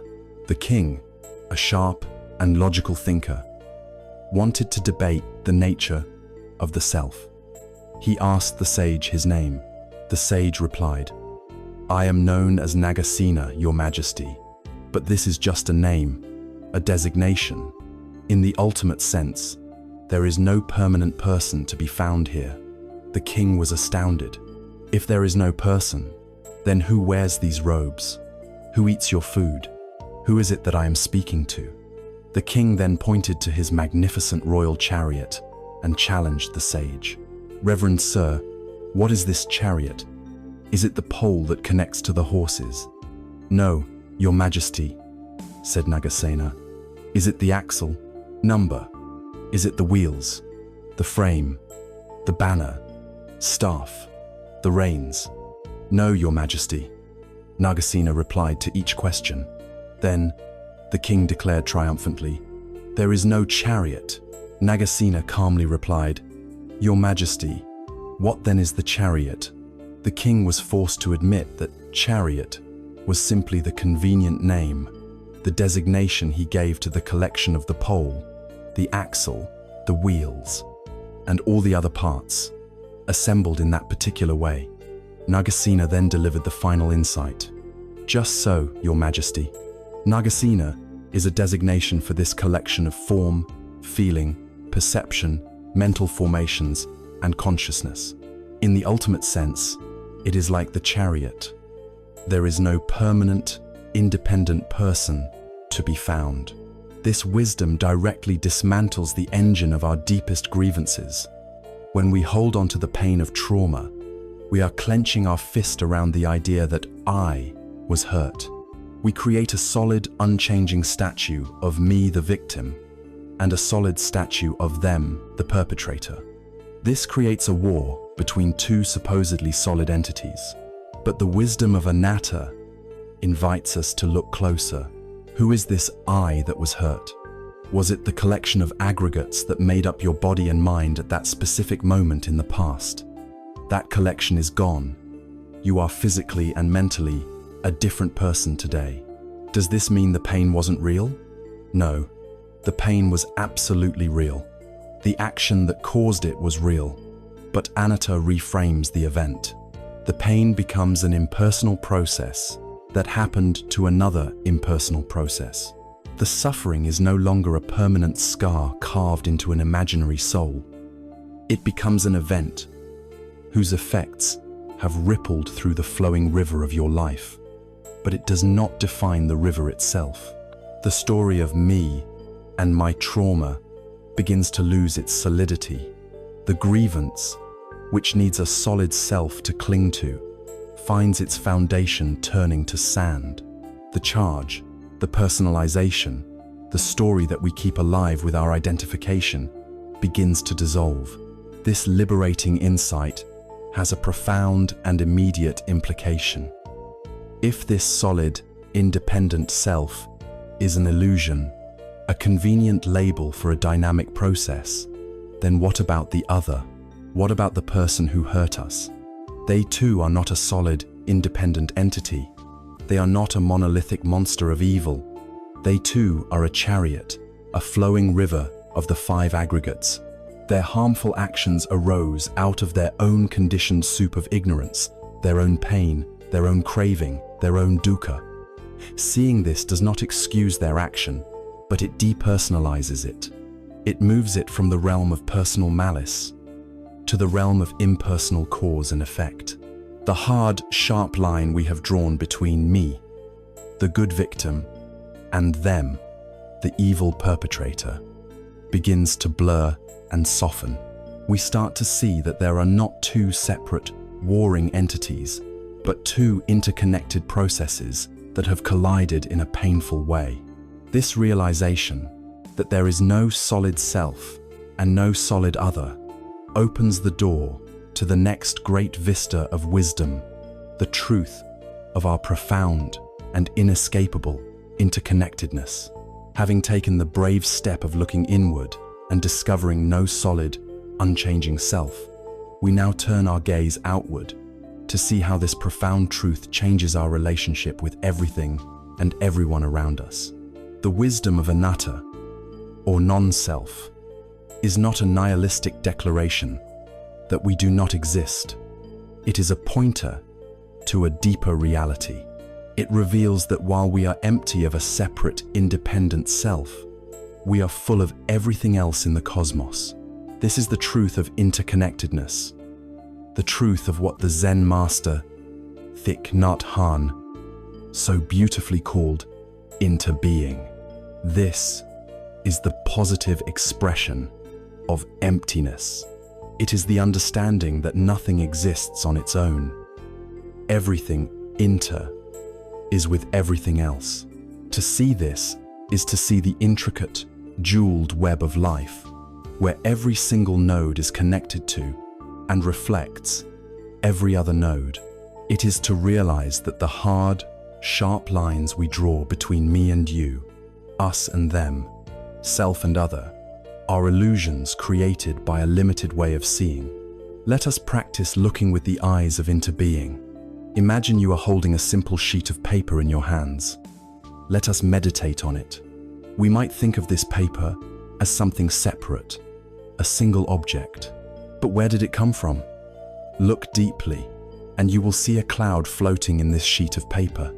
Without a cloud, there can be no rain. Without rain, the trees cannot grow. And without the trees, we cannot make paper. So the cloud is undeniably a part of the paper. If the cloud is not here, the sheet of paper cannot be here either. Now look again. Can you see the sunshine? The sunshine is essential for the tree to grow through photosynthesis. So the sun is in the paper. And what about the logger who cut down the tree? We can see his labor, his muscles, and his breath in this sheet of paper. And what about the wheat that became the bread he ate for breakfast that morning? The wheat needed the earth, the sun, and the rain to grow. So the earth and the wheat are also in the paper, and the logger's parents are in him, and therefore they are in the paper too. If we continue to look, we can see the factory that processed the wood, the truck driver who transported it, the store owner who sold it. We can see the soil, the minerals, the entire history of the planet. Everything in the cosmos has conspired in this present moment to bring this simple sheet of paper into your hands. It is empty of a separate, isolated existence, but it is full of the entire universe. This is the reality of all things, and it is the reality of ourselves. You are not a self-contained entity. You are made of non-you elements. You are made of the sun, the clouds, and the air you are breathing right now. You are made of your parents and your ancestors, their joys and their sorrows flowing in your veins. You are made of the farmers who grew your food, the teachers who educated you, the friends who have shown you kindness, and even the people who have caused you pain. All of these experiences have shaped the 5 aggregates that you call you. To see yourself in this way is to dissolve the illusion of separation. The idea of a lonely, isolated self, struggling against the world, is revealed to be a fiction. You are a wave in the great ocean of life, distinct in your form for a moment, but never, ever separate from the water. This understanding is the key that unlocks the prison of blame and resentment. But to truly grasp its power, let us consider a classic Zen story. A man, seeking peace, took his small boat out onto a vast lake at dawn. The water was still, and a thick mist hung in the air, muffling all sound. He closed his eyes and settled into a deep meditation, feeling a profound sense of tranquility. Suddenly, with a loud thud, another boat crashed into the side of his, jolting him violently from his peaceful state. His first reaction was a surge of hot anger. Who was this careless fool, tearing through the mist and ruining his meditation? He opened his eyes, ready to shout a volley of curses at the idiot who had so rudely disturbed him.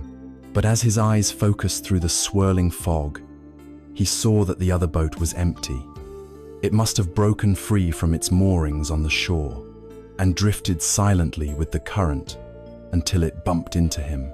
In that instant, all of his anger vanished completely. It was impossible to be angry at an empty boat. There was no one to blame. There was no malicious intent. It was just an event, a happening. He took a deep breath, re-secured his own boat, and, with a slight smile, returned to his meditation, his peace not only restored, but deepened by this insight. The sage who tells this story always ends with a question. The empty boat was easy to forgive. But what if the person who bumps into you is also an empty boat? What if the person who hurt you was not acting out of a solid, evil self, but was being driven by invisible currents they themselves did not understand?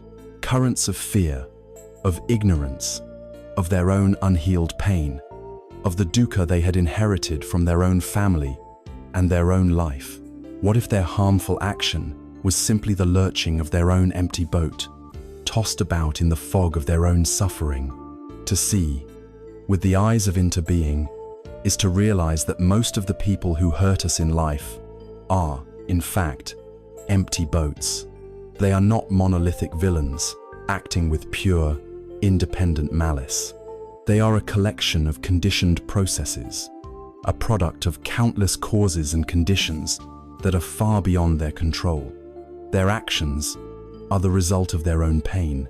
As the saying goes, hurting people hurt people. To see this is not to excuse the harmful act. The boat still hit you. The damage was real. Your pain is valid, but it changes the target of your anger. How can you sustain a burning hatred for a drifting, empty boat? The anger, finding no solid person to land on, begins to lose its fuel. It softens into something else, a wider, more tragic, and more compassionate understanding. The story is no longer a simple drama of good me versus evil them. It becomes a more complex and sorrowful recognition of two empty boats, two flowing rivers of suffering, colliding in the mist. This twin understanding of non-self and interbeing completely reframes our experience. We have taken apart the solid statue of me who was hurt and seen it as a flowing river of processes. And we have taken apart the solid statue of them who did the hurting and seen them as another flowing river of processes. And now we see that these two rivers are not separate, but are fed by the same rains, the same clouds, and are flowing in the same great ocean of existence. With this vast, spacious, and compassionate perspective, the tight, constricted knot of personal grievance begins to loosen. The heart, which was closed and armored in self-protection, can now begin to feel a sense of openness. We are finally ready to approach the sacred and often challenging work of forgiveness. But this is a word so often misunderstood, a practice so often misused. So before we can truly understand what forgiveness is, we must first use our new clarity to sweep the ground clean of all the things that it is not. We stand now at a critical threshold. Guided by the wisdom of non-self and our interconnectedness, we have arrived at the doorstep of forgiveness. But for many of us, this doorstep is guarded by fearsome dragons. The very word forgiveness can feel like a betrayal of our own pain, an insult to the gravity of our wound. It can sound like a demand to surrender, to say that what happened did not matter. Let us be clear. If that is what forgiveness meant, it would be a cruel and unhealthy practice. The reason the word itself can be so triggering is that it has been draped in layers of misunderstanding and cultural baggage. It has been poisoned by misconception. And so, before we can even begin to explore what forgiveness is, we must first engage in a necessary act of purification. We must clear the ground. We must look these dragons of misunderstanding directly in the eye and see them for the illusions they are. This section of our journey is dedicated to understanding, with absolute clarity, all of the things that forgiveness is not. First, and most importantly, forgiveness is not forgetting. There is a common and dangerous belief that to forgive means to wipe the slate clean, to develop a kind of spiritual amnesia where the memory of the trauma is erased. This is not only psychologically impossible, but it would also be profoundly unwise. Your memory is not your enemy. The memory of what happened, as painful as it is, contains invaluable information. It is the intelligence your system has gathered from a painful experience. It teaches you about recognizing warning signs, about the nature of certain behaviors, about your own vulnerabilities. To forget this would be to discard the hard-won lessons that came at such a great cost, leaving you vulnerable to being wounded in the same way again. The goal of healing is not to become a naive amnesiac, but to become a wise and discerning survivor. The work of forgiveness is not to delete the memory file from your brain, but to change its nature. Think of the difference between an open, infected wound and a healed scar.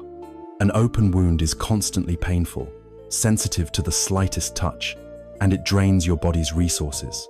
This is how an unforgiven memory functions. It is an active, open wound in the psyche.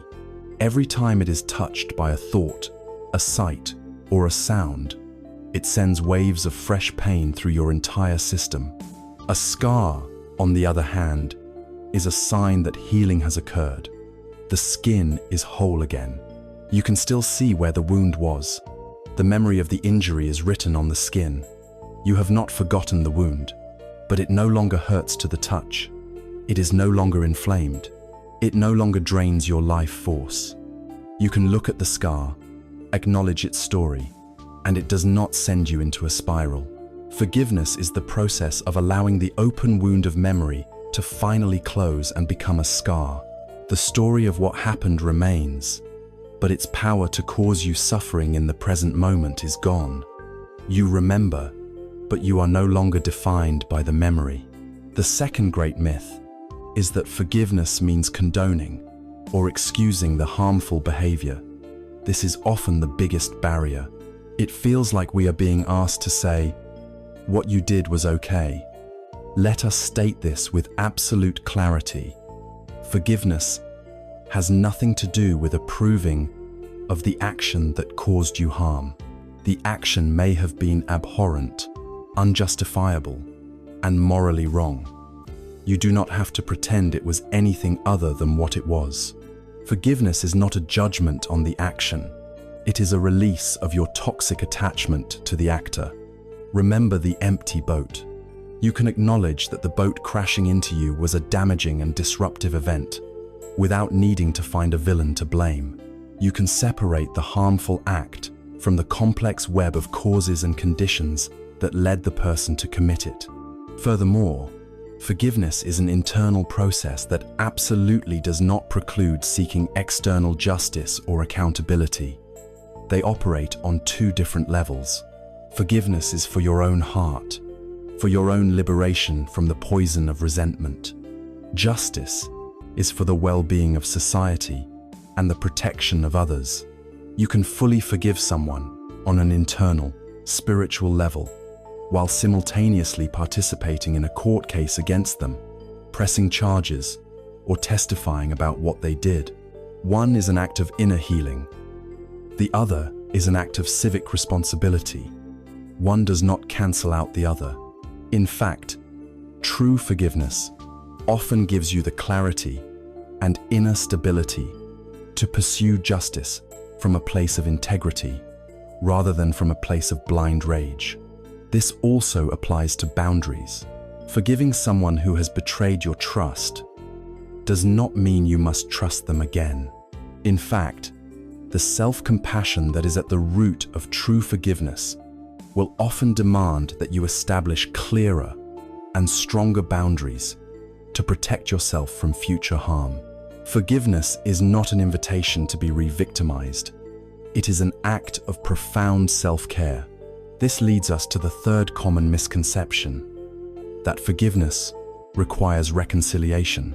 Many of us believe that in order to forgive, we must go to the person who hurt us, have a conversation, hear their apology, and restore the relationship to what it was. For many survivors, this is not only an undesirable prospect, but it could also be emotionally or even physically dangerous. The other person may be unrepentant, unstable, or simply a toxic presence. Forcing a reconciliation in such a case would be a violation of your own healing. This is why it is vital to understand that forgiveness is a unilateral act. It is a private transaction that you conduct within the sanctuary of your own heart. It does not require the other person's participation, their permission, their awareness, or even their apology. You can forgive someone you will never speak to again. You can forgive someone who lives on the other side of the world. You can forgive someone who is no longer alive. The classic saying is, to forgive is to set a prisoner free and discover that the prisoner was you. The prison is your own resentment. The bars are your own obsessive thoughts about the past. The warden is your own clinging mind. Forgiveness is the act of you, the prisoner, realizing you hold the key to your own cell. The person who hurt you is not in that cell with you. They are out in the world, likely not thinking about you at all, while you remain captive. To forgive is to turn the key, open the door, and walk out into the sunlight, leaving the story of the past behind you in the darkness of the cell. It is the act of cutting the energetic cord that has bound you to your perpetrator.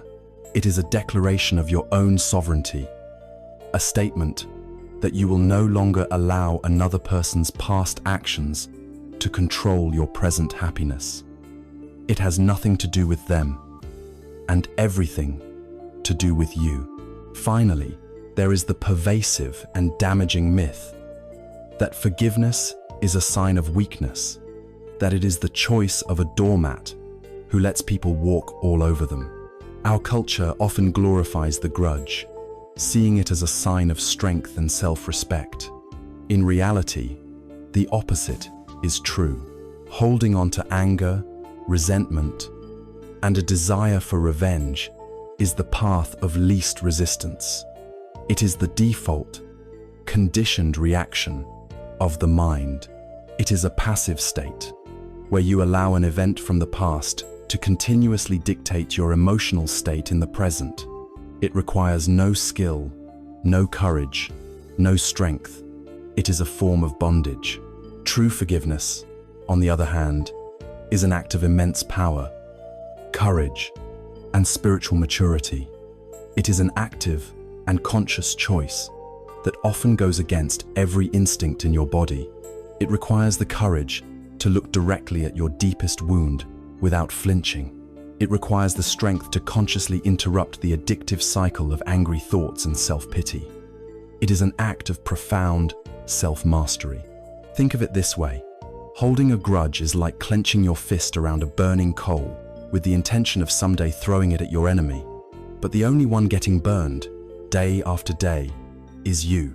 The strong and wise person is the one who has the courage to open their hand and drop the coal. Or, consider the metaphor of the splinter. When you have a painful, infected splinter in your hand, holding onto it does not make you strong, it makes you sick. The truly powerful act is to take the tweezers and with a steady hand, pull the splinter out. It is a decisive act of self-care, done for the sole purpose of healing your own hand. It has nothing to do with whether the splinter deserves to be removed. It is about your freedom from infection and pain. Forgiveness is you, taking charge of your own well-being, and bravely pulling the splinter of resentment out of your heart. We have now cleared the ground. We have faced the 4 great dragons of misunderstanding. Forgiveness is not forgetting. It is not condoning.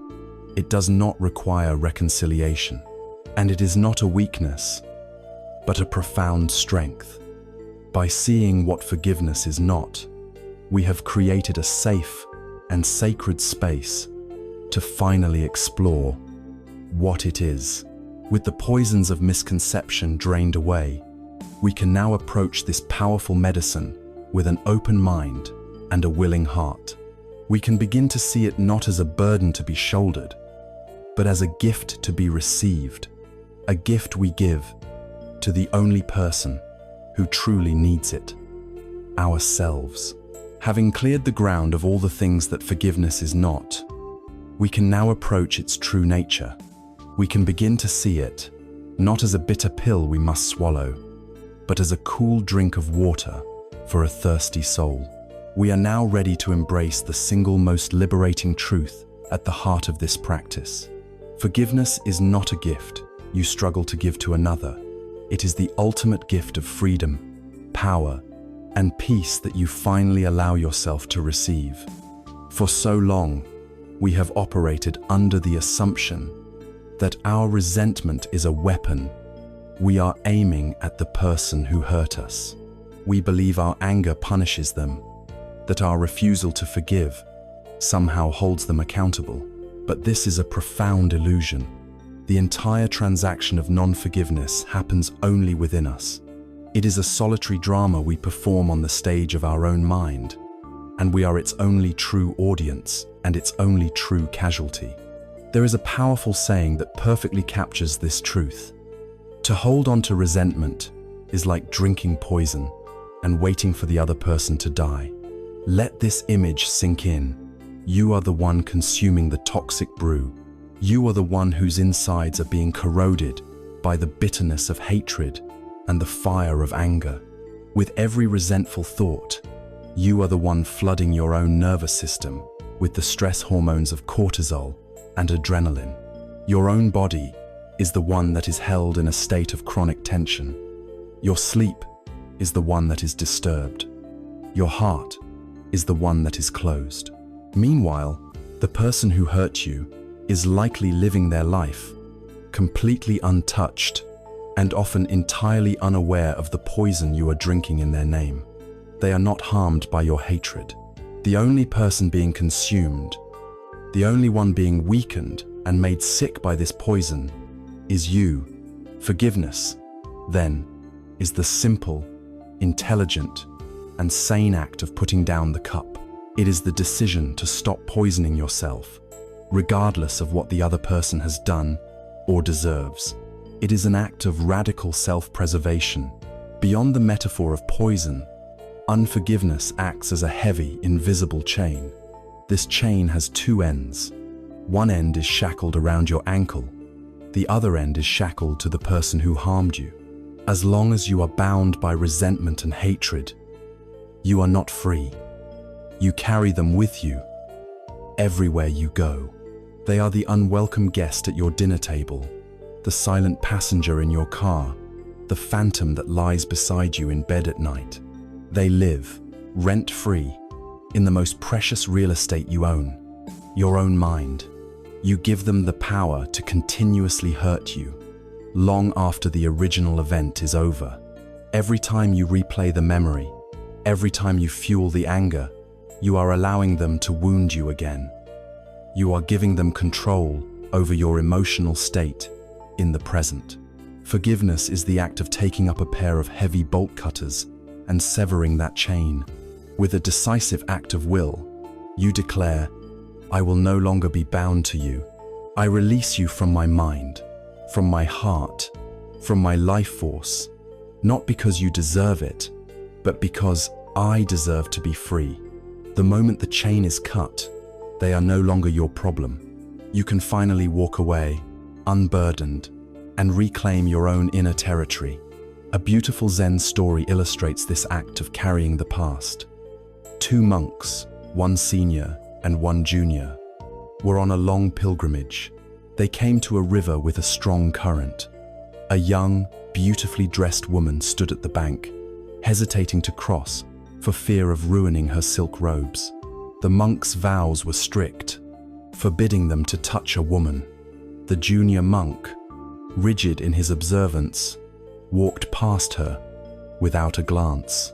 But the senior monk, seeing her distress, simply walked up to her, lifted her into his arms, carried her across the turbulent water, and gently set her down on the far bank. He gave a slight bow and continued on his way. The junior monk was aghast. He was speechless with shock and judgment. For the next several hours, he walked behind his senior in seething silence. He replayed the scene in his mind, his anger growing with every step. How could he have so blatantly broken their sacred vows? Finally, as evening approached, he could contain himself no longer. He rushed ahead and confronted the old monk. "How could you do that?" he demanded. "You know we are forbidden to touch a woman, yet you picked one up and carried her in your arms. You violated your vows." The old monk looked at his agitated companion with a calm, gentle expression. He replied softly, "Brother, I set that woman down by the riverbank hours ago. Why are you still carrying her?" This is the central question for all of us who are holding on to a grievance. The event is over. We set it down on the riverbank of the past. Why are we still carrying it? The weight of resentment, the replaying of memories, the arguments we have in our heads.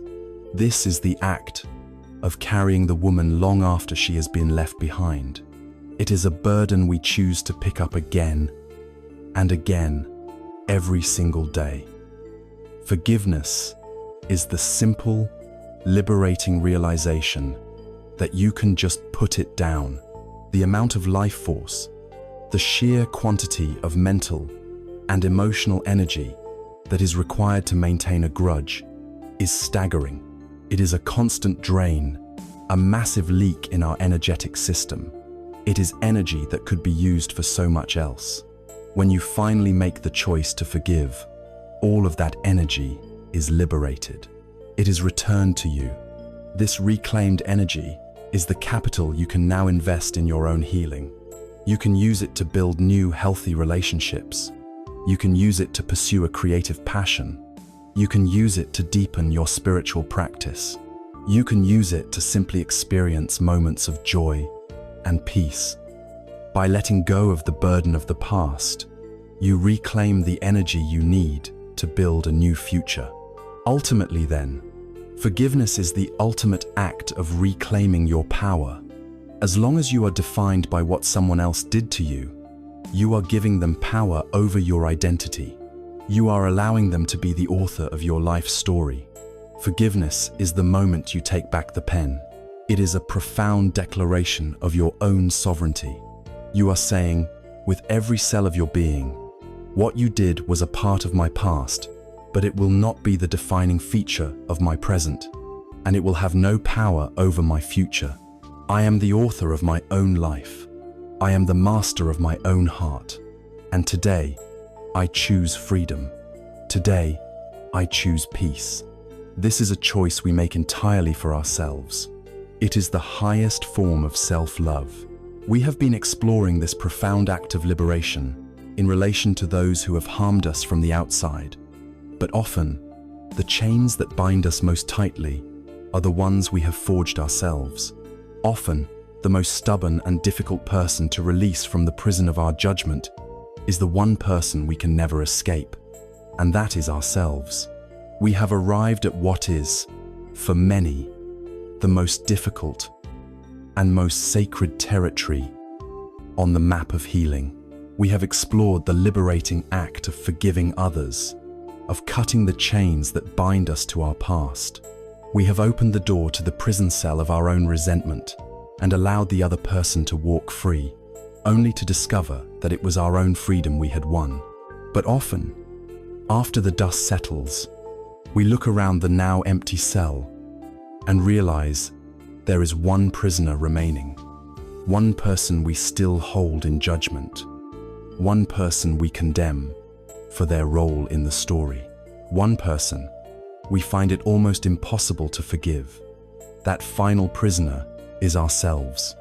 Our culture teaches us to be tough on ourselves, to practice tough love. We are praised for being our own harshest critic, as if this constant inner flagellation is a sign of high standards and moral character. But in the context of healing, this inner critic is not a motivator. It is the voice of our continued suffering. It is the second arrow we fire into ourselves, again and again, long after the first arrow of the trauma has been removed. And so, our journey now calls us to the radical, tender, and transformative practice of turning the powerful medicine of forgiveness inward. It is the practice of self-compassion. This is not self-pity, which keeps us stuck in the story of victimhood. This is not self-indulgence, which allows us to avoid responsibility. Self-compassion is simply the act of extending the same kindness, care, and understanding to ourselves that we would naturally offer to a dear friend who was suffering. And for most of us, the gap between how we treat our friends and how we treat ourselves is immense. The inner monologue of someone healing from trauma is often a litany of cruel self-judgments. I should have known better. I was so stupid and naive. Why didn't I fight back? I should have been stronger. I am permanently damaged. These thoughts are the second arrows, and they create a constant internal environment of shame and hostility that makes true healing impossible. To begin the work of self-forgiveness, we must first become a defense attorney for our past self, bravely deconstructing these unfair accusations with the light of wisdom and truth. Let us first address the most common accusation: I should have known better. This is the tyranny of hindsight. We sit here today, in the present, with all the knowledge we have gained because of the trauma. We know how the story ends. We have the wisdom that was forged in the fire of our own pain. And we use this hard-won, present-day wisdom to judge the person we were in the past, a person who did not have it. This is a fundamentally unfair trial. The practice here is to travel back in time, not with judgment, but with journalistic curiosity. Who were you in that moment before the event? How old were you? What did you actually know about the world, about that person, about that situation? What were your emotional and psychological resources at the time? When we look honestly, we almost always find that we were doing the very best we could with the limited information, experience, and tools we had available to us in that moment. The person you were then is not the person you are now. You cannot judge the child you were with the wisdom of the adult you've become. To forgive yourself is to acknowledge this truth, to see your past self not as foolish, but as simply unenlightened, to the danger that lay ahead. Next comes the heavy burden of shame. I should have been stronger. I should have fought back. I froze. This self-blame comes from a misunderstanding of how our own nervous system is designed to work.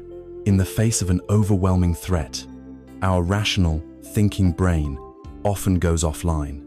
A more ancient, primitive part of our brain takes over, the part dedicated solely to survival. It has three primary strategies: fight, flight, or freeze. We have all heard of fight or flight, but the freeze response is just as valid, and for many animals, it is the most effective survival strategy. To play dead, to become compliant, to make yourself small and unthreatening can, in many situations, be the very thing that ensures you live to see another day. Your nervous system, in its ancient wisdom, made a split-second calculation and chose the strategy it believed would most likely keep you alive. This was not a conscious choice. It was not a moral failing. It was not a sign of weakness. It was a biological reflex, as involuntary as pulling your hand away from a hot stove. To blame yourself for freezing in a moment of terror is as illogical as blaming yourself for bleeding when you are cut. The body did what it was wired to do to survive, and it succeeded. You are here. The appropriate response is not judgment, but a deep and profound gratitude to your own body for having gotten you through. To help us access this kinder perspective, let us try a simple but powerful exercise. Imagine for a moment that your dearest friend, someone you love unconditionally, comes to you in distress. With tears in their eyes, they tell you their story, and it is the exact same story of the trauma that you endured. And then they look at you and they say the very words you say to yourself. It was my fault. I was so stupid. I should have been stronger. What would you do in that moment? Would you nod in agreement and say, "Yes, you're right. You really messed up"? Of course not. The thought is monstrous. Instantly, your heart would fill with compassion. You would likely embrace them, hold them, and say with all the sincerity in your soul, "Stop. Do not say that. This was not your fault. You did nothing to deserve this. You are brave, you are resilient, and you are worthy of love. All the kindness, all the wisdom, all the fierce protectiveness you would offer to your friend is what self-compassion asks you to now offer to yourself." We must learn to turn that voice inward. We must become our own best friend. To deepen this practice, let us move from a thought experiment into a gentle, healing meditation. Find a comfortable position where you feel safe and supported. Close your eyes and bring your attention to your breath, feeling its gentle rhythm, your anchor in the present moment. Now, I invite you to imagine yourself walking down a soft, peaceful path. This path leads into your own past. With every step, you feel calmer, stronger, more grounded in the wisdom of your present self. You are walking back in time to meet someone very important. You are going to meet the you that existed at the time of the trauma. As you approach, you see this younger version of yourself. See the clothes they are wearing. See the look in their eyes. Perhaps a look of innocence before the event, or a look of fear and confusion just after. See the vulnerability of this person. See their hurt. Now, as the wise, compassionate adult you are today, you walk towards this younger you. You approach gently, so as not to frighten them. You kneel down so you are at their level, and you look into their eyes with pure, unconditional love. First, you offer an apology. You say to them, from the depths of your heart, "I am so sorry this happened to you. I am so sorry for the pain you had to endure. And I am so sorry that I have been so angry with you for so long, for judging you, for blaming you, for not understanding you. I am sorry I abandoned you." Feel the truth of these words. Allow any emotion to arise as you offer this long overdue apology. Next, you offer validation. You say to your younger self, "This was not your fault. You did nothing wrong. You were just a child. Or you were just younger, doing the best you could. Your fear, your confusion, your pain, it is all completely valid. You are allowed to feel everything you are feeling." Finally, you offer comfort and safety. You open your arms and you visualize yourself embracing this wounded part of you. You hold them tightly, rocking them gently, as you would a beloved child. You whisper to them, "I am here now. I will not leave you. I will protect you. You are safe with me. You are loved. You are whole." And as you hold this younger self in your arms, feel them beginning to relax, to feel seen, and to feel safe for the first time in a long time. Then, very gently, imagine that this younger self can merge with you, can dissolve into your heart, becoming an integrated part of your wholeness. You are bringing your own lost parts home. You are becoming complete. This practice of self-forgiveness also extends to the healing journey itself. We often judge ourselves for our own process. We get angry at ourselves for still feeling angry. We feel ashamed for having a bad day, for falling back into old patterns. We believe we should be over it by now. But healing is not a linear race to a finish line. It is an organic process, like the growth of a garden. There are seasons of planting, seasons of growth, seasons of harvest, and seasons of lying fallow. There are storms and there are droughts. To practice self-forgiveness is to forgive ourselves for being imperfect healers. It is to accept that some days will be harder than others.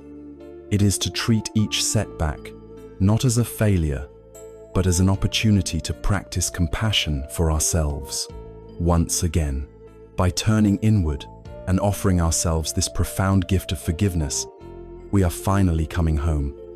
We are ending the inner war. We are treating ourselves with the dignity, kindness, and love that we have always deserved. As we begin to fill our own inner well with the cool, clean water of self-compassion, we will find something miraculous happens. Our own cup begins to overflow. The love and kindness we have so painstakingly cultivated for our own wounded heart can now radiate outwards, effortlessly and authentically. It is no longer a chore or a spiritual duty to feel compassion for others. It becomes the natural expression of our own healed and integrated humanity. We are now ready to learn the practice of actively sharing this overflow with the world. Having tenderly offered the gift of forgiveness to ourselves, we have created a sanctuary of compassion within our own hearts. We have filled our own well. Now, we learn how to let that well overflow, how to radiate that warmth outward in a deliberate and healing way. This is the practice of metta, a word from the ancient Pali language that translates as loving kindness, unconditional friendliness, or boundless goodwill. Metta is the first of 4 sublime states of heart, known as the Brahma Viharas, or the divine abodes. It is the radical wish for all beings, without exception, to be happy and well. It is not the possessive, conditional love of romance, nor is it the affection we reserve only for those who are nice to us. Metta is a boundless, impartial benevolence, like the warmth of the sun that shines equally on saints and sinners, on flowers and on weeds. It is an active practice, a form of mental cultivation. We are like gardeners of the heart, consciously sowing seeds of warmth and friendliness in the soil of our minds, creating a lush inner landscape where the weeds of hatred, anger, and resentment can no longer thrive. This ancient practice is not based on blind faith. It is a form of profound psychological training. Modern neuroscience is now confirming what Buddhist practitioners have known for centuries. the practice of loving, kindness. Meditation literally rewires the neural pathways in our brain. Through consistent practice, we strengthen the circuits associated with positive emotions, empathy, and social connection, while simultaneously weakening the circuits associated with hostility, fear, and judgment. Each time we practice metta, we are performing a workout for our heart, building its capacity for love and resilience. Just as lifting weights builds physical muscle, we are intentionally changing the very chemistry of our being, choosing to cultivate the inner causes of happiness rather than remaining a victim of the external causes of our pain. It is a declaration that our own well-being is too important to be left in the hands of others. Let us now engage in this practice together. This is a journey of the heart. So let the words be a guide, but let the feeling be your focus. Find a comfortable and relaxed posture, allowing your body to be at ease. Let your eyes gently close. Bring your attention, as always, to the gentle rhythm of your breath, your faithful anchor in the present moment. If it feels right, you might place a hand over the center of your chest, a gesture of tenderness towards yourself. The practice of metta always begins with ourselves, for we cannot share what we do not have. Bringing your full, kind attention to your own being, silently and gently begin to repeat the following phrases, letting them resonate in your heart. You can time them with your breath if you wish. May I be safe. May I be healthy. May I be happy. May I live with ease. As you repeat these words, try to connect with the sincere intention behind them. This is not a mechanical affirmation. It is a heartfelt wish. You are offering yourself the same kindness you would offer a frightened child. May I be safe from inner and outer harm. May I be healthy in body and in mind. May I be truly happy and content. May I move through my life with a sense of peace and ease. Continue this for several moments, bathing yourself in this warm, unconditional friendliness. Now, bring to mind a beloved friend or a benefactor, someone for whom you feel easy, uncomplicated love and gratitude. It could be a dear friend, a family member, a mentor, or even a beloved pet. Picture them clearly in your mind's eye. See them smiling and feel the natural warmth that arises in your heart for them. Now, direct the flow of loving kindness towards them, using the same phrases. May you be safe. May you be healthy. May you be happy. May you live with ease. Feel this benevolent energy radiating from your heart to theirs. Wish for their well-being as sincerely as you wish for your own. Rest here for a few moments, basking in this shared warmth. Next, we expand the circle of kindness. Bring to mind a neutral person. This is someone you see in your daily life, but for whom you feel neither like nor dislike. It could be the cashier at the grocery store, a person you see on your daily commute, a neighbor you only know by sight.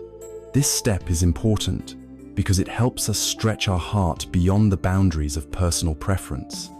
Picture this neutral person in your mind, and with the same sincerity, extend the phrases of metta to them. May you be safe. May you be healthy. May you be happy. May you live with ease. You may notice this feels more abstract or mechanical, and that is perfectly fine. The power is in the intention. You are training your heart to offer goodwill, impartially, simply because they are a fellow being who, just like you, wishes to be happy. Now we arrive at the most challenging and perhaps most transformative stage of the practice. I invite you to bring to mind the person who has caused you harm. Please, proceed with great care. If the wound is too raw, or if this step feels overwhelming or unsafe, do not force it. Simply return your attention to yourself or your beloved friend. Your safety is paramount, but if you feel ready, As an experiment in your own liberation, gently hold the image of this difficult person in your mind. Before offering the phrases, prime your heart with this contemplation, a reflection of the wisdom we have cultivated.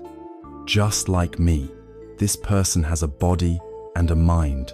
Just like me, this person has known sadness, disappointment, and pain. Just like me, this person is seeking happiness and wishes to be free from suffering. Through their own pain and ignorance, they have caused me and others great harm. And now, seeing them not as a monster, but as a suffering being, as an empty boat, adrift on a sea of dukkha, see if you can, as an act for your own benefit, extend a sliver of goodwill. May you be safe. May you be happy. May you find peace. Remember, this is not for them. This is for you.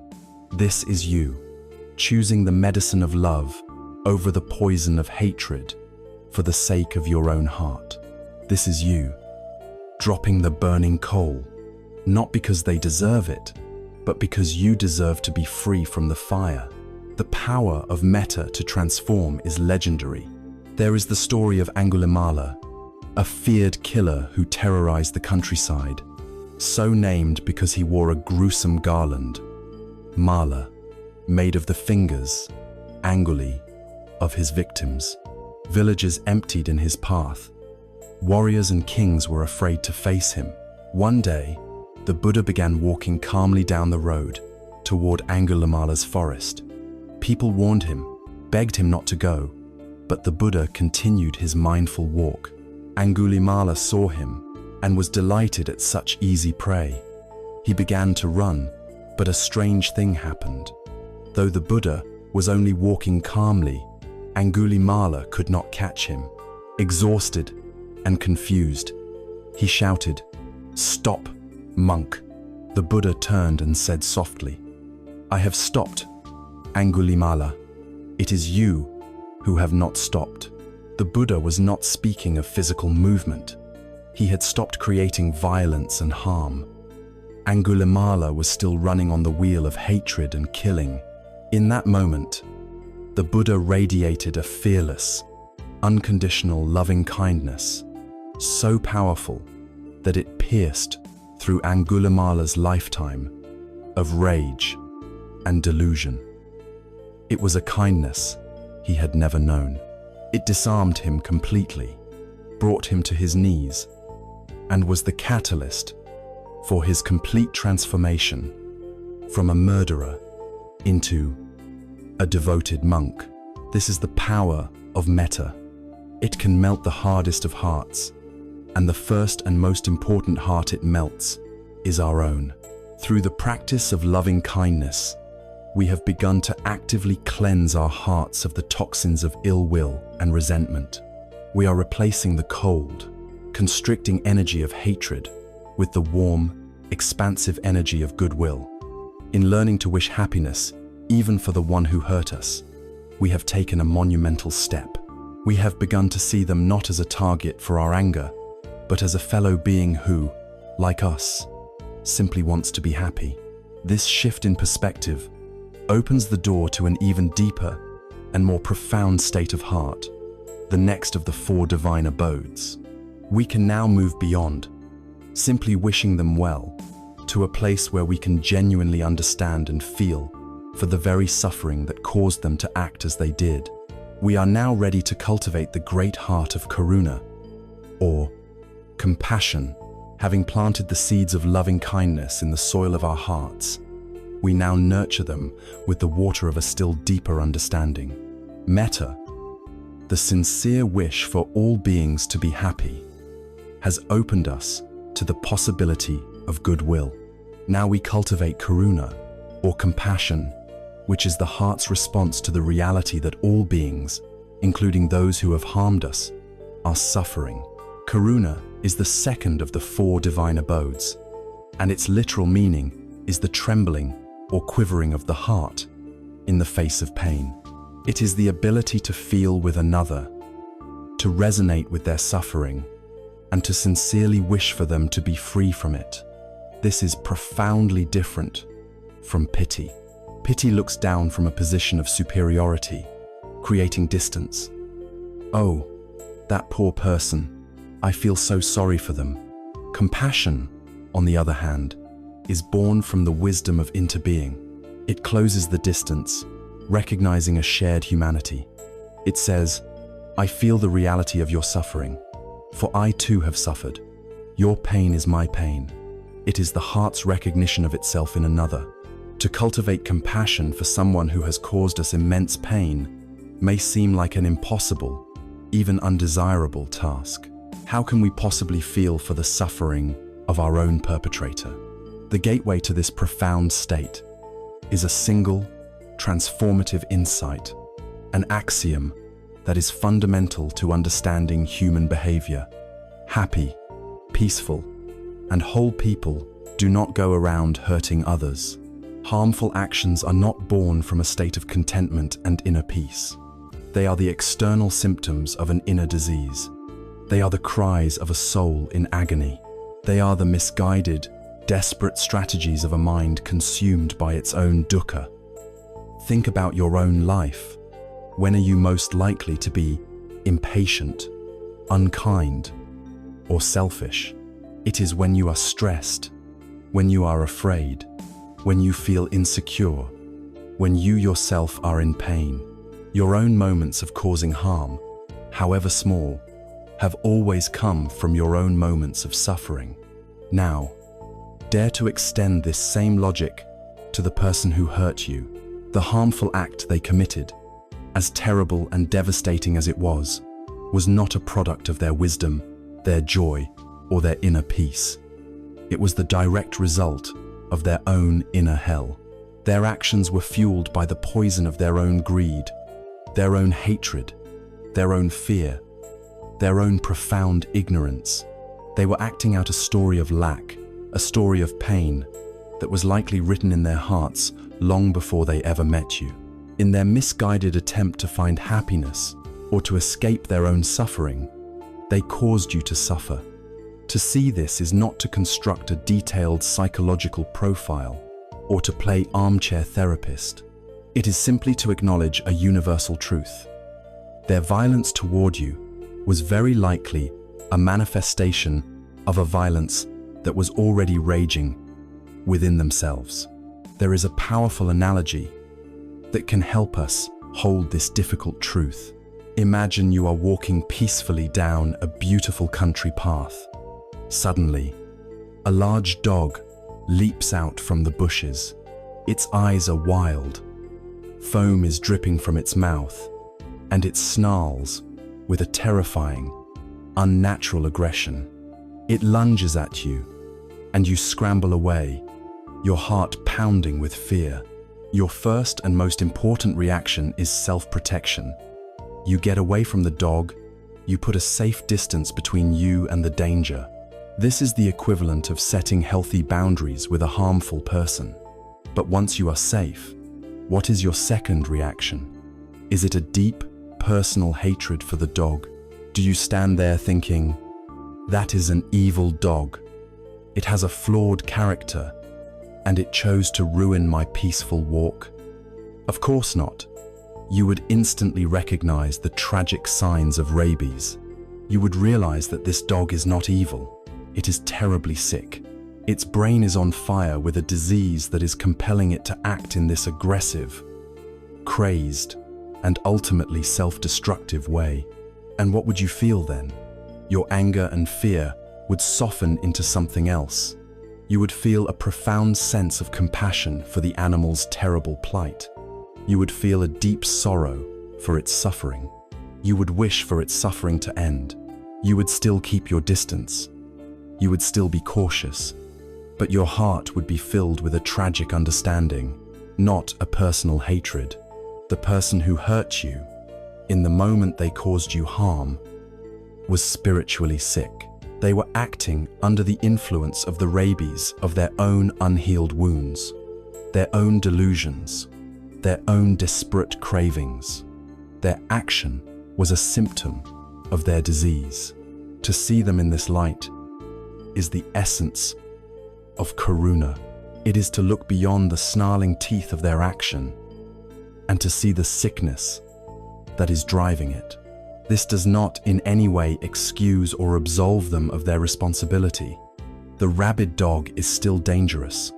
Society must be protected from it. Accountability still matters. But this insight fundamentally changes our inner relationship to them. It dissolves the story of a two-dimensional villain and replaces it with the more complex, tragic, and truthful story of a three-dimensional, suffering being. When we hate someone, our heart must remain hard, armored, and closed to protect itself. It is an exhausting state to maintain. But when we can feel compassion, our heart can afford to soften. It can afford to break open, not with the shattering pain of our own wound, but with the vast, inclusive sorrow that recognizes the universal reality of dukkha. This is not a weak or sentimental feeling. It is a state of immense spiritual strength, born from the clarity of wisdom. So, as an experiment in your own heart, I invite you to try this. Bring to mind the person who hurt you. See them not as a monster, but as a human being, and contemplate the suffering that must have been present in them to cause them to act as they did. What fears were they driven by? What insecurities? What rage had they inherited? What ignorance clouded their mind? You do not need to know the specific answers. Simply hold the general intention to see their dukkha, to see the empty boat, and to sense the invisible currents of suffering that were pushing it. As you do this, you may notice a subtle shift within you. The hard, tight knot of personal anger may begin to loosen its grip. It may be replaced by a sense of profound sadness. A sadness for them, a sadness for yourself, a sadness for the human condition, and the countless ways we hurt each other out of our own pain. This sadness is clean. It is not the toxic, corroding energy of hatred. It is the purifying water of compassion. We have now walked the path of the first two divine abodes. We have warmed our hearts with metta, the wish for all beings to be happy, and we have softened our hearts with karuna, the wish for all beings to be free from suffering. Our heart, which may have been a barren and frozen ground for so long, is now becoming fertile soil. The seeds of goodwill have been planted and watered with empathy. The tight, tangled roots of our old grievances have been loosened. We are now prepared to take the next step. Having done this profound internal work, we are now ready for an external, symbolic act of release. We are ready for a ritual that can help us to formally let go of the story, to set down the burden, and to declare our freedom in a tangible way. Our journey inward has brought us to a place of profound readiness. Having warmed our hearts with metta, the wish for all to be well, and softened them with karuna, the compassionate understanding of suffering, the tight, cold knot of grievance has begun to loosen.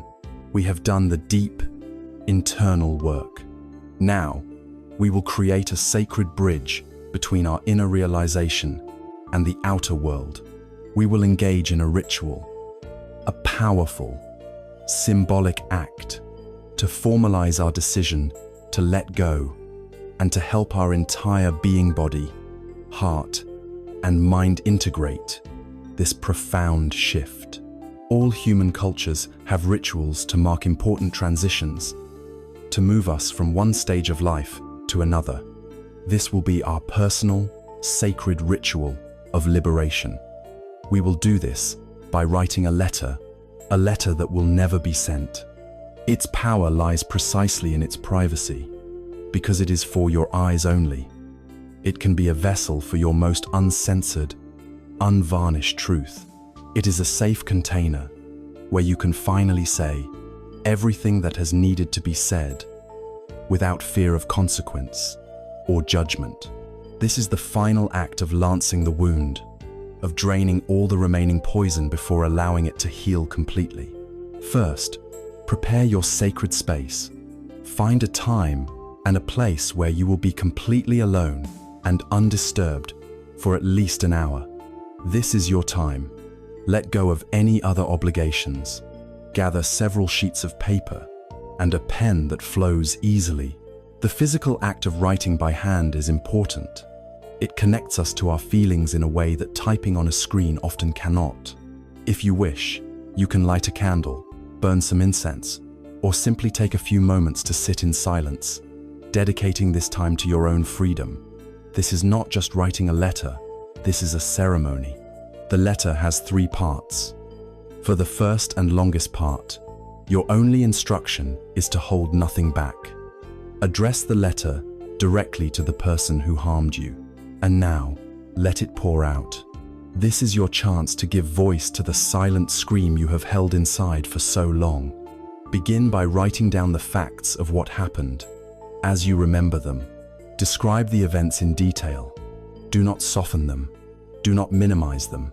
State your truth clearly and plainly on the page. Having laid out the events, now dive into the feelings. Write about how their actions made you feel. Use raw, honest feeling words. When you did that, I felt betrayed. I felt terrified. I felt worthless. I felt ashamed. I felt powerless. I felt utterly alone. Let the litany of your pain fill the page. Next, write about the consequences. How has this event affected the course of your life? Write about the trust that was shattered, the relationships it has cost you, the opportunities you have lost. Write about the way it has colored your perception of the world, the way it has shaped your view of yourself. Write about the anxiety, the depression, the hypervigilance, the walls you have had to build around your heart. This is your testament. This is your accounting of the damage. And now, we come to a crucial part of this first section, the anger. Give your anger a voice. For too long, you may have been told your anger is wrong or unspiritual. Here, in this safe container, your anger is not only allowed, it is necessary. Let it speak. What do you want to scream at them? What injustices do you need to name? Use whatever language feels true to you, no matter how harsh or profane. Let the fiery, powerful energy of your rage flow through your arm and onto the page. Let it burn. Fill page after page if you need to. Do not stop until you feel a sense of emptiness, a sense that the story has finally, truly been told. This is the great venting, the great purification. When you feel that the first part is complete, take a moment, put the pen down, stand up, stretch, take several deep, cleansing breaths. You may feel exhausted, shaky, or raw. This is normal. You have just moved a tremendous amount of psychic energy. When you feel ready, return to your letter. But now, you return with a different intention. You have given voice to the pain. Now you will give voice to your wisdom. This is the second part of the letter, the turning point.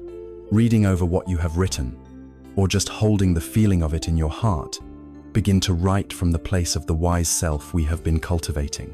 You can begin with a phrase like, having said all of that, now, write your declaration of freedom. This is not about them, it is about you.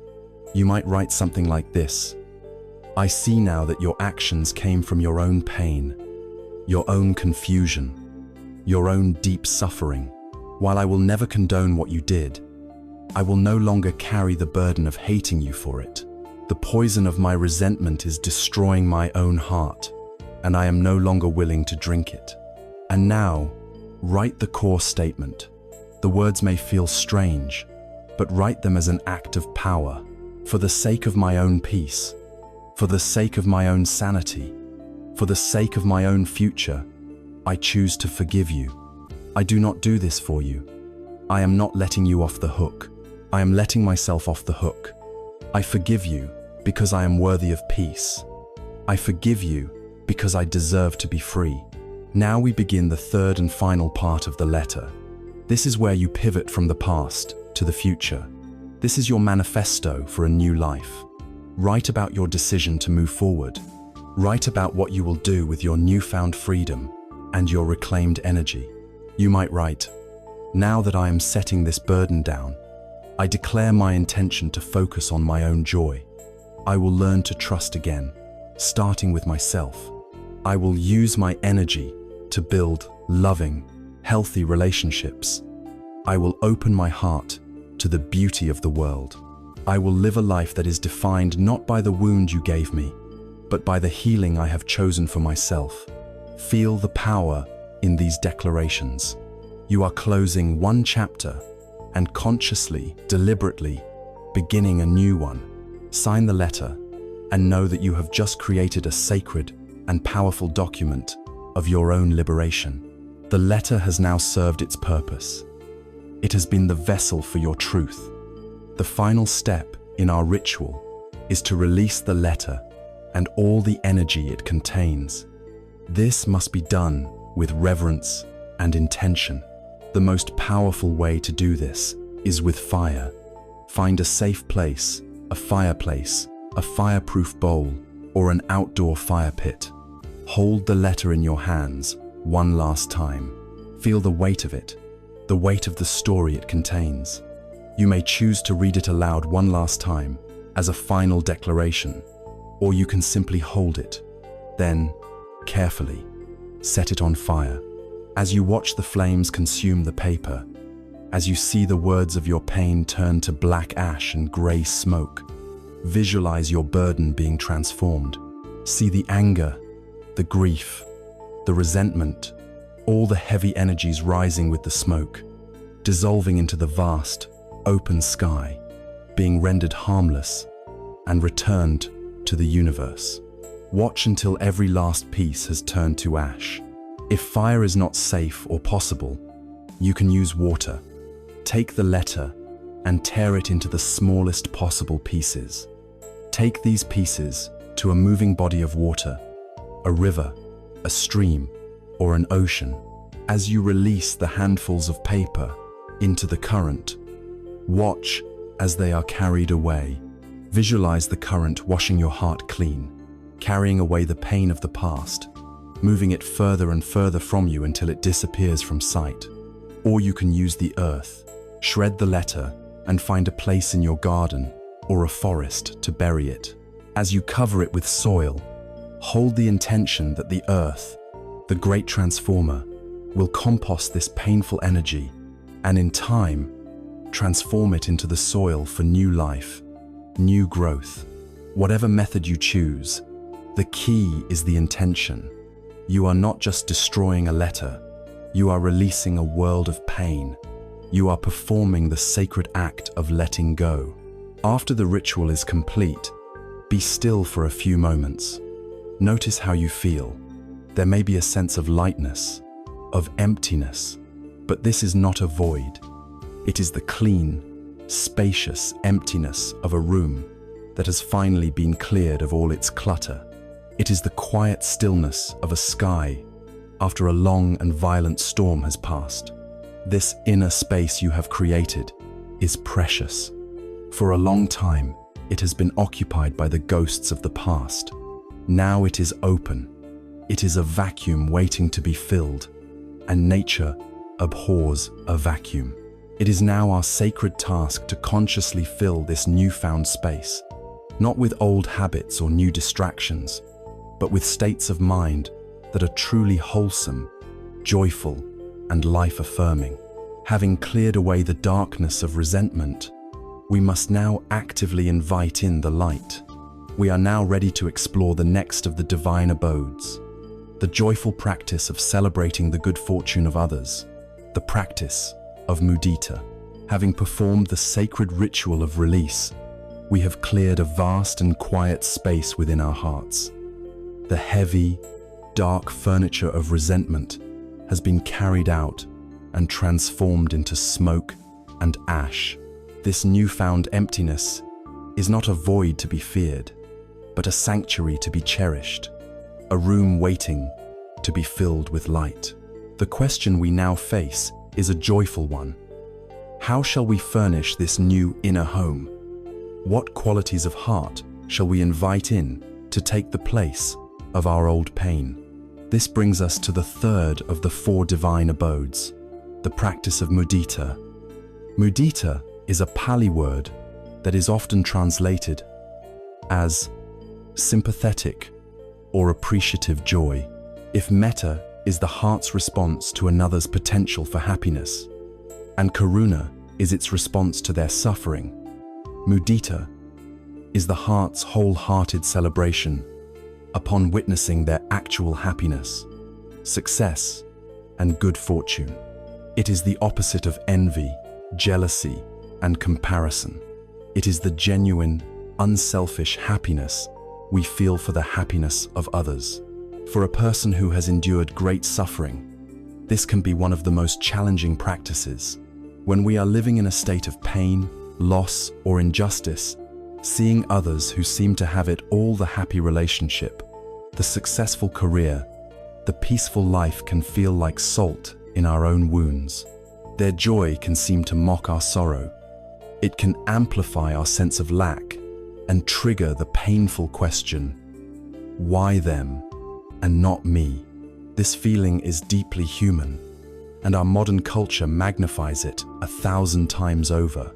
Our social media feeds are often carefully curated highlight reels of other people's triumphs, presenting an endless parade of perfect vacations, beautiful families, and personal achievements. We are constantly invited into a toxic game of comparison, a game that is impossible to win and that inevitably leaves us feeling deficient and resentful. This game is based on a fundamental delusion, the belief that happiness is a scarce commodity. We act as if there is a limited pie of joy in the universe, and if someone else gets a large slice, it means there is less left over for us. Mudita is the direct and powerful antidote to this poison of comparison. It is the wisdom that reveals that happiness is not a limited resource to be hoarded, but an infinite, renewable energy that grows when it is shared. There is a simple and beautiful metaphor that perfectly illustrates the nature of mudita. Imagine you are in a vast, dark room, and in your hand, you hold a single, lit candle. The flame is steady and bright. This flame represents your own happiness, your own light. Now, another person enters the room, holding an unlit candle. They approach you, and you use your flame to light their wick. Their candle now burns as brightly as yours. In that moment, I ask you to consider a question. When you shared your flame, did your own light diminish? Did your flame become smaller or weaker? The answer is obvious. Number. Your flame remains exactly as it was, just as bright, just as warm. But now, the total amount of light in the room has doubled. Another person comes, and you light their candle. And another, and another. Your single candle can go on to light 1,000, 10,000, 1,000,000 other candles, and your own flame will never be lessened by this act of giving. In fact, you now stand in a brilliantly illuminated room, your own light reflected back at you 1,000,000 times over. This is the very nature of joy. Sharing in another's happiness does not diminish your own. It multiplies the total happiness in the world. Envy is the delusion that lighting another's candle will somehow extinguish our own. Jealousy is the fear that their light is brighter than ours. Mudita is the profound wisdom of knowing that we can light every candle in the room and our own flame will burn just as brightly, and we will all be able to see more clearly because of it. To practice mudita is to actively choose to celebrate the light in the world, wherever we may find it. It is to transform our mind from a place of scarcity and competition to one of abundance and generosity of spirit. Let us now engage in the formal practice of cultivating mudita. Find your comfortable posture and let your awareness settle with the rhythm of your breath. We begin, as is often easiest, with someone we love. Bring to mind a dear friend, a child, a spouse, or a family member. Now, Think of something genuinely good that has happened to them recently. Perhaps they received a promotion at work, fell in love, achieved a personal goal, or simply had a moment of pure, uncomplicated joy. Picture them in that moment of their happiness. See the light in their eyes, the genuine smile on their face. Try to feel their joy in your own body, in your own heart. Let their happiness be contagious. And as you feel this warmth, silently offer them these phrases. My friend, I am so happy for you. I rejoice in your good fortune and your success. May your happiness and well-being continue to grow. Rest in this shared joy, this feeling of genuine celebration for another's good fortune. Now, we will gently stretch the heart. Bring to mind the neutral person we have worked with before, the cashier, or the stranger on the street. We do not know the specifics of their life, but we know that they too have moments of joy. Perhaps you can imagine them laughing with a friend, receiving good news, or simply enjoying a beautiful day.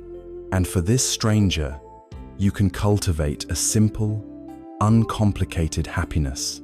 Knowing that they, just like you, wish to be happy, you can silently offer them your goodwill. I do not know you, but I rejoice in whatever happiness you have found in your life. May your joy continue. This simple act trains the mind to delight in happiness itself, regardless of who is experiencing it.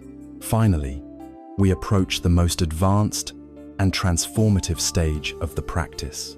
I invite you to bring to mind someone whose success or happiness has been a source of envy or jealousy for you. Perhaps it is a colleague who got the promotion you wanted, an acquaintance who seems to live a perfect life, or even a public figure whose achievements make you feel small. As you bring this person to mind, be aware of the feelings that arise in your own body.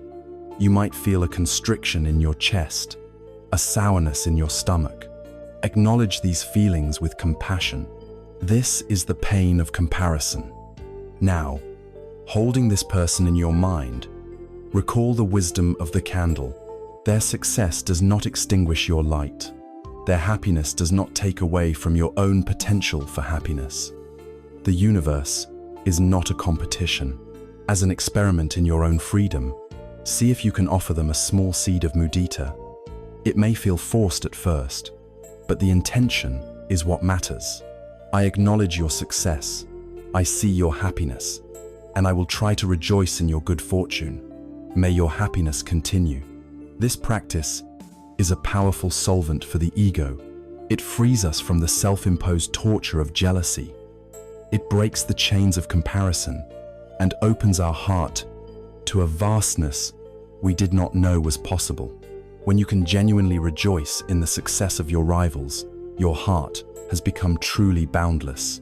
By practicing mudita, we are actively rewiring our response to the world. Instead of seeing life as a landscape of threats and competition, we begin to see it as a field of opportunities for shared celebration. We furnish the empty room of our heart with the light of 1,000 candles. We have now explored the cultivation of metta, goodwill for all. We have practiced karuna, compassion for all who suffer. And we have now learned mudita, to rejoice in the joy of all. We have learned how to open our hearts to the highs and the lows of the human experience, both our own and others. But what about the vast spaces in between? What about the situations we cannot fix, the outcomes we cannot control, the moments when all we can do is bear witness to the complex, unfolding dance of life? What quality of heart allows us to remain balanced, peaceful, and steady in the face of all of it? This leads us to the fourth and final of the divine abodes, the crowning wisdom of this practice. It leads us to upekkha, or equanimity. We have walked the sublime inner landscapes of the heart. We have cultivated metta, the sun-like warmth of loving kindness, wishing happiness for all. We have watered this warmth with karuna, the gentle rain of compassion, wishing for all beings to be free from their suffering. And we have learned to celebrate in the light of mudita, the appreciative joy that rejoices in the good fortune of others. These three qualities create a heart that is open, engaged, and deeply connected to the world. But to hold all of this, the joy, the sorrow, the love, the pain without becoming overwhelmed, without being swept away, requires a final, stabilizing wisdom. This is the fourth and crowning jewel of the divine abodes. It is the state of upekkha, or equanimity. Upekkha is the vast, spacious, and peaceful mind that holds all of life's changing experiences in a perfect, unshakable balance. It is the stillness at the eye of the hurricane. It is the deep, silent water of the ocean that remains untroubled by the crashing waves on its surface. It is crucial to understand that equanimity is not indifference. This is the most common misunderstanding, and it is the rock upon which many spiritual journeys founder. Indifference is a state of contraction, a closing of the heart. It is born from fear. It is a defense mechanism we use to avoid being hurt. It says, "I don't care," as a way to build a wall around ourselves. Its energy is cold, distant, and disconnected. Equanimity is the exact opposite. It is a state of radical expansion, an opening of the heart so wide that it can contain everything. It is born not from fear, but from profound wisdom and a boundless love. It is a love so deep and all-encompassing that it is not thrown off balance by the constant flux of pleasure and pain, praise and blame, gain and loss. It cares so much about the whole that it is not attached to any particular part. Imagine a wise and loving grandmother watching her many grandchildren play in a yard. She loves them all dearly. When one falls and scrapes a knee, her heart moves with compassion, karuna, and she soothes the tears. When two others win a game, her heart celebrates with them, mudita. She wishes for all of them to be happy and safe, metta. But she does not get swept up in their every squabble, their every fleeting victory or defeat. She does not take sides. She sees the bigger picture. Her love is so vast and stable that it can hold all of their little dramas without losing its own profound peace. This is upekkha. It is the balanced, spacious heart that has seen enough of life to know that all things pass, and so it rests in a state of wise, loving, and unshakable calm. A classic story from the Taoist tradition beautifully illustrates this wisdom in action. There was an old farmer who lived in a small village. He had only one horse. One day, his horse ran away. All of his neighbors came to console him, clicking their tongues and saying, "Oh, what terrible luck! This is a disaster." The old farmer simply listened and replied, "We'll see." A week later, his horse returned, and it was leading a herd of 10 magnificent wild horses with it. The neighbors were ecstatic. They rushed to the farmer's house shouting, "What incredible good fortune! You are a rich man." The old farmer calmly replied, "We'll see." The next day, the farmer's son was trying to tame one of the wild horses when he was thrown off, and his leg was badly broken. The neighbors gathered again, shaking their heads. "How awful," they said. "Your son is crippled. This is truly bad luck." The farmer looked at his son's leg and replied quietly, "We'll see."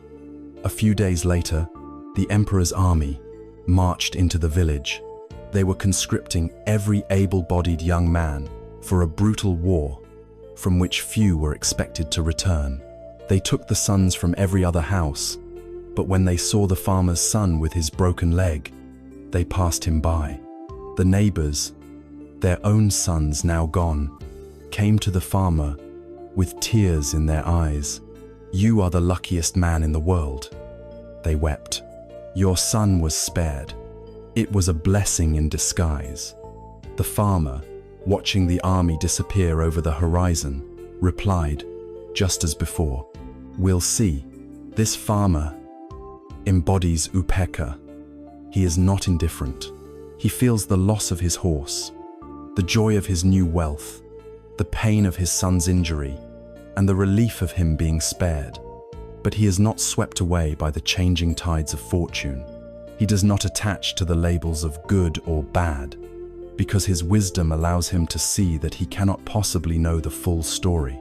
He lives in a state of radical acceptance of what is, without the frantic need to judge it or control it. This inner balance is not a personality quirk. It is the natural fruit of deep insight. Equanimity arises spontaneously when we have truly internalized the great truths we have been exploring. When you deeply understand impermanence, anicca, you know that all states are temporary. You no longer cling desperately to pleasure or resist pain with such force, because you know that this too shall pass. When you deeply understand non-self, anatta, you stop taking everything so personally. The praise and blame of the world lose their power, because you know there is no solid, separate me for them to stick to. And when you understand the law of cause and effect, you recognize that you can only control your own intentions and actions. You cannot control the results. You do your best. You plant good seeds. You act with integrity and kindness, and then you let go of the outcome, knowing that it rests in a web of causality, far too complex for you to manage. This is the wisdom of release. For a person healing from trauma, the cultivation of equanimity is the ultimate source of resilience. The world will continue to be a place of first arrows. People will still be difficult. Disappointments will still happen, and loss is an inescapable part of life. But with equanimity, you have built a sanctuary within your own heart. The storms may rage outside, but you have become like a great, ancient mountain, unmoved by the winds that howl around your peaks. Your core is still. You are no longer a victim of circumstance, tossed about by every wave. You have found your own deep, inner ground of being. This state of profound balance is the culmination of our healing work. It is the stable foundation upon which a new life can be built. With a heart that is loving, compassionate, joyful, and balanced, we are no longer defined by our wounds.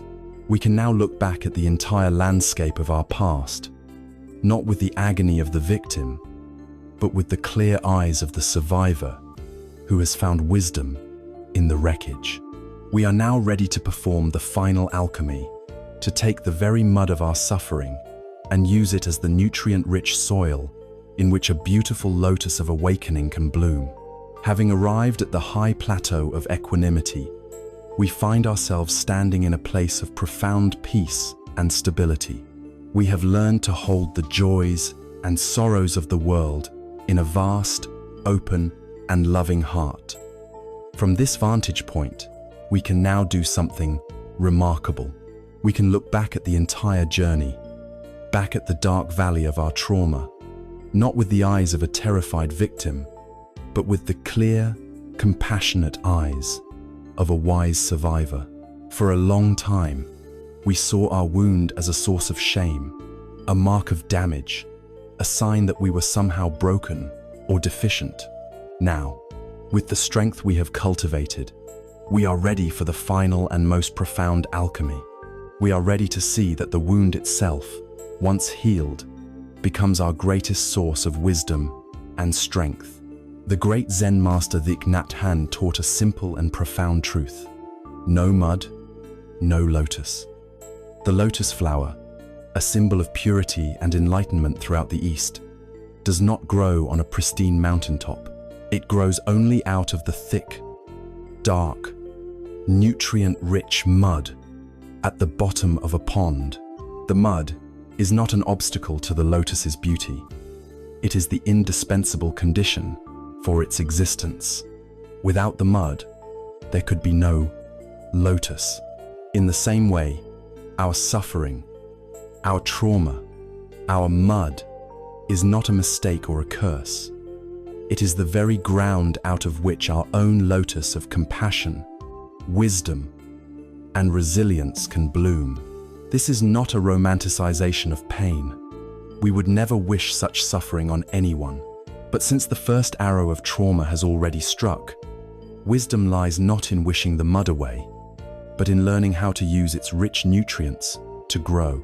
The path of healing is not about getting back to the person you were before the trauma. That person is gone. The path is about integrating the experience of the wound into a new, stronger, and more compassionate self. It is the art of transforming the poison into medicine. This is the alchemy of the heart, the discovery of the hidden gifts buried in our deepest wounds. The first and most immediate gift that grows from the mud of our healed suffering is a profound and unshakable empathy. Before our own great pain, we may have felt sympathy for others. We could look at another person's suffering and think, "Oh, that's too bad," with a sense of pity. But after we have navigated our own dark night of the soul, something changes. When we encounter another who is suffering, we do not just feel for them, we feel with them. We recognize the landscape of their pain because we have walked it ourselves.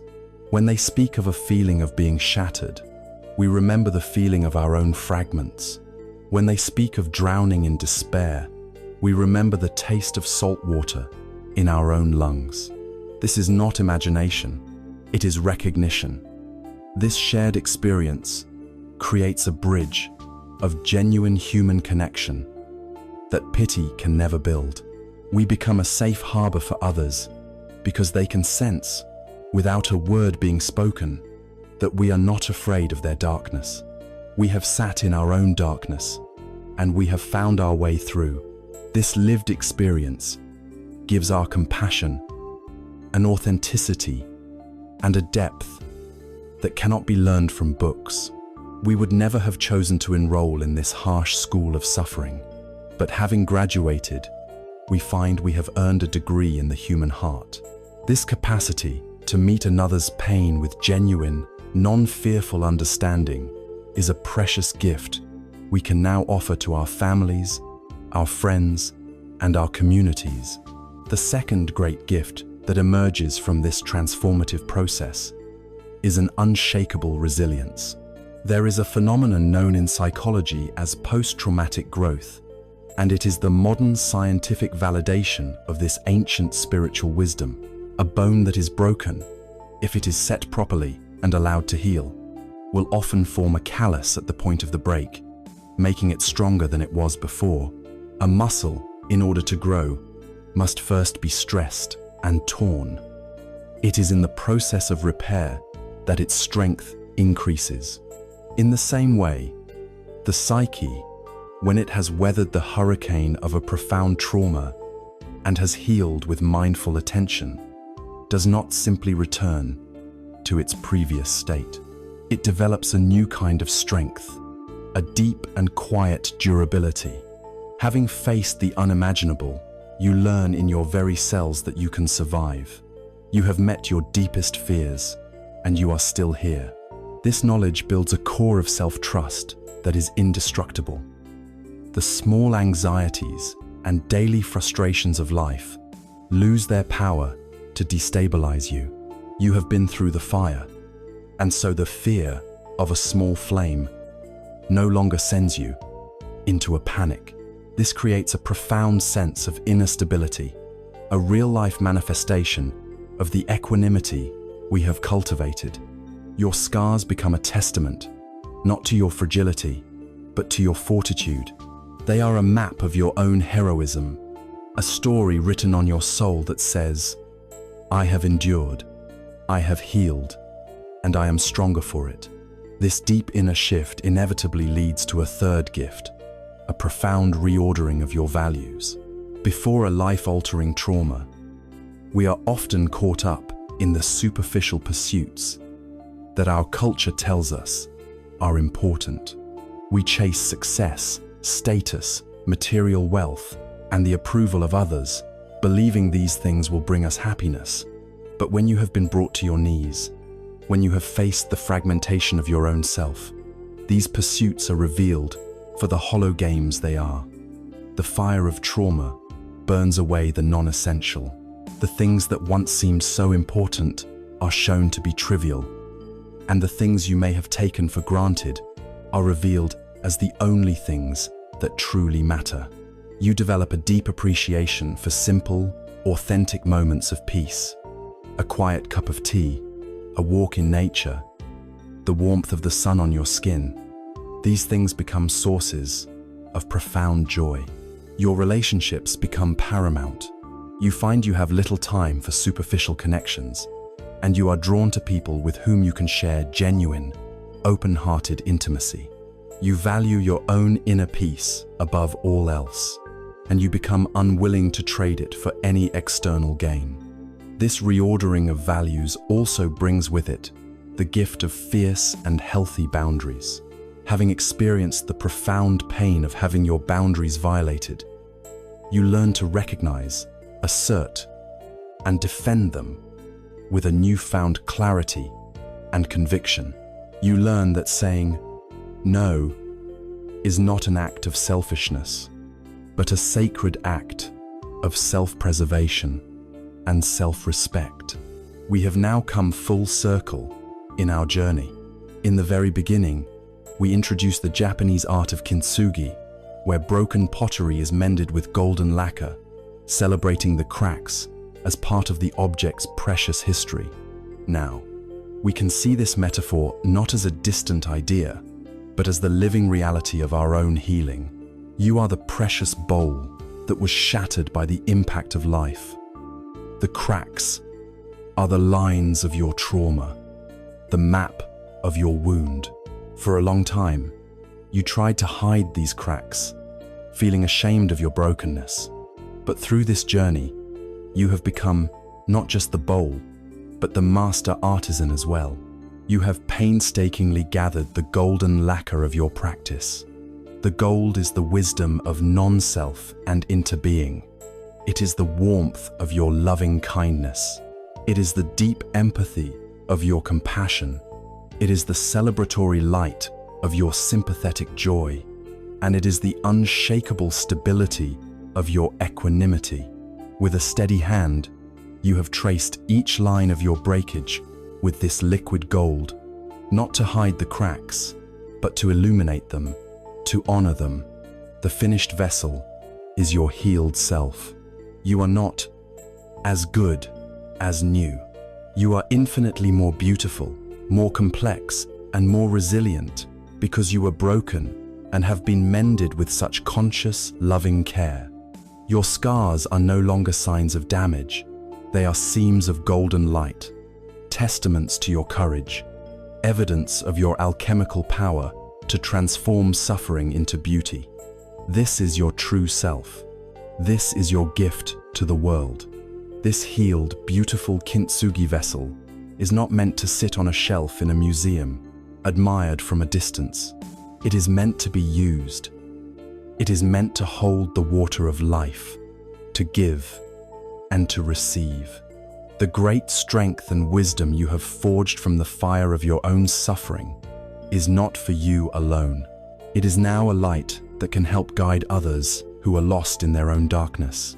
So the final question of our journey becomes a very practical one. How do we now live in the world as this transformed being? How do we make every day, every moment, every breath an expression of this hard-won wisdom and this golden, mended heart? We must now learn to turn our practice from a formal exercise into a continuous, moment-to-moment way of life. We have traveled an immense distance together, journeying from the initial shockwave of a painful wound to the high, quiet plateau of equanimity. We have seen how the mud of our suffering can become the very nutrient for the lotus of our wisdom. We have held our own shattered pieces and learned the sacred art of kintsugi, mending ourselves with the gold of our own awakening. And now, we stand as this new creation, this resilient and beautiful being, and we ask the most important question of all: what now? The great danger on any path of healing is to treat it as an intellectual exercise, to accumulate beautiful concepts and inspiring stories as if they were souvenirs, only to place them on a shelf to gather dust. The goal of this journey was never simply to find peace while sitting in quiet meditation. The true goal, the ultimate challenge, is to carry this peace with us as we step off the cushion and back into the messy, unpredictable, and beautiful flow of our daily lives. The practice is not over. It has just begun.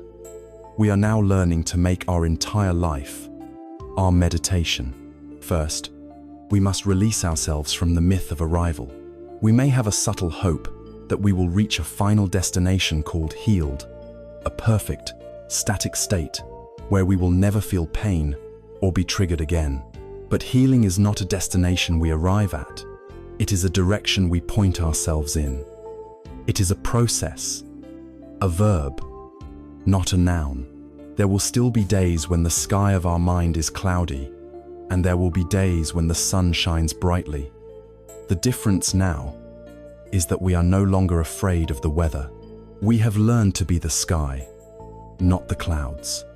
We have learned that we possess the inner resources to navigate whatever comes our way with grace, wisdom, and self-compassion. Think of it like learning to play a musical instrument. A concert pianist does not simply take a few lessons and then declare, "I am done. I have learned the piano." No, the mastery is in the daily practice. The joy is found in the continuous act of sitting down at the instrument and making music. Our inner peace is our instrument. Our compassion is our music. And our daily life is our concert hall. We must practice every day, not out of a sense of grim duty, but out of a love for the beautiful music our heart is now capable of making. So, how do we practice in the midst of our busy lives? We do it by weaving the thread of mindfulness into the fabric of our most ordinary activities. We learn to practice informally, turning mundane moments into opportunities for presence and awakening. Begin with something you do every day, like drinking a cup of tea or coffee. Instead of consuming it on autopilot while scrolling through your phone or worrying about your to-do list, turn it into a 5-minute meditation. Feel the weight and warmth of the mug in your hands. Watch the steam rise and dance in the air. Bring the cup to your nose and inhale its aroma. When you take a sip, don't just swallow. Let the liquid rest on your tongue and truly taste it. Feel its warmth spreading through your chest and stomach. In these few minutes, you have done nothing special, but you have done everything, for you have been fully present with your life. Take this practice into the act of walking. Whether you are walking from your car to your office, or down a hallway at home, or through a park, bring your awareness to the physical sensations of movement. Feel the soles of your feet making contact with the ground, the heel, the ball, the toes. Feel the subtle shift of weight from one leg to the other. Feel the air on your skin. Notice the sights and sounds around you without needing to label or judge them. You are not rushing to get to a destination. You are fully inhabiting the journey of each step. This transforms walking from a simple means of transport into a practice of embodied presence. Bring this awareness to eating, to listening, to washing the dishes. Any activity, when infused with your full, non-judgmental attention, becomes a sacred practice. It becomes a thread of gold, weaving presence and peace into the tapestry of your day. As we walk this path of daily life, we must also expect that old ghosts will occasionally reappear. A particular song, a specific smell, a tone of voice can suddenly trigger a wave of old fear, anger, or sadness. In the past, our reaction to this was to panic, to resist, to numb ourselves, or to be swept away. Now, we have a different way. Now, when these old ghosts come knocking, we can greet them with our new friends. The moment you feel the familiar pang of a trigger, your first response is to call upon your most faithful friend, the breath. You pause. You take one deep, conscious breath, and another, and a third. This is the sacred pause. It is the circuit breaker that stops the instantaneous, conditioned reaction. You have anchored yourself in the present moment. Next, you invite your second friend, the calm observer. Instead of becoming the fear, you watch it. You say to yourself, "Ah, hello fear. I recognize you. You are an old energy pattern in my body." You feel its sensations without being consumed by its story.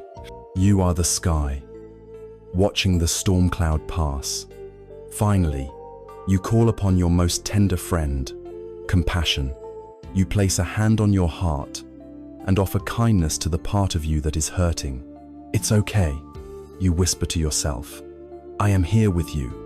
I will not abandon you. This is just a memory, an echo. It is passing." In this way, triggers are no longer setbacks. They become opportunities. They are pop quizzes from the universe, asking us to demonstrate the new skills we have learned, allowing us to deepen our healing and our trust in ourselves. This journey is one of beginning again and again and again. Every morning, as the sun rises, we can see it as a promise of newness. We can set a simple intention for the day. Today, I will be kind to myself. Today, I will remember to breathe. Today, I will practice seeing the good. And if we falter, if we get caught in an old reaction, if we lose our presence, we do not need to wait until the next day to start over. The next breath is our chance to begin again. The present moment is always offering us a clean slate. This is not a path of perfection, but a path of persistent, compassionate practice. We are the musician, returning to our instrument each day, patiently relearning the chords, finding the harmony, and filling our own life with the music of a peaceful and open heart. We have now explored the entire map, from the deepest valley of our pain to the highest peaks of our potential. All that is left is to take one final look back over the vast and beautiful landscape of this journey, to gather its essential wisdom, and to offer a final blessing for the path that still stretches before us. Our long journey together now draws to a close. We have walked a great distance, from the dark and fractured landscape of pain to the clear and open vista of understanding. We have traveled inward, through the turbulent currents of the mind and the tender regions of the heart. We began with the shards of a shattered vessel, acknowledging the reality of our brokenness. With courage, we learned to sit with the pieces, to observe our own thoughts without being swept away, and to anchor ourselves in the simple, profound truth of the breath. We then began the sacred work of the artisan, gathering the golden lacquer of wisdom. We learned that the solid self we sought to defend was an illusion, and that we are all deeply interconnected, like waves in a single ocean. With this spacious view, we found the strength to cultivate a boundless, loving kindness, to feel a genuine compassion for all who suffer, and even to rejoice in the happiness of others. We learned that forgiveness is not a gift we give to our perpetrator, but the final, decisive act of cutting our own chains. And with a steady hand, we have traced the lines of our own breakage with this precious gold, transforming our wounds into a testament of our resilience. You are this kintsugi bowl, not made whole again as if new, but made more beautiful, more valuable, and infinitely stronger for having been broken and mended with such loving awareness. If there is one essential truth to carry forward from our time together, let it be this: peace is not a destination you arrive at when all of your problems are solved. It is not the absence of storms in the world outside. It is the discovery of a quiet, unshakable center within you, a sanctuary that is untouched by the changing winds of fortune. The work of healing is, and always will be, an inside job. The freedom you seek is not in a different past, but in a different relationship to the past. It is here, now, in your own heart. And so, we leave you here, at the beginning of your own path. This journey has been a map, but you are now your own guide. You have all the tools you need. Remember that your scars do not define you. Your courageous transformation does. You are the artisan, and your life is your masterpiece. When the path feels difficult, remember the feeling of the breath, your constant and faithful friend. When your heart feels closed, remember the image of the sun, shining its warmth on all, without exception. And in any moment you feel lost, remember that every single breath is a new beginning. Every sunrise is a fresh promise. The path to peace is always right here, in this moment. May you be safe. May you be healthy. May you be happy. May you live with ease.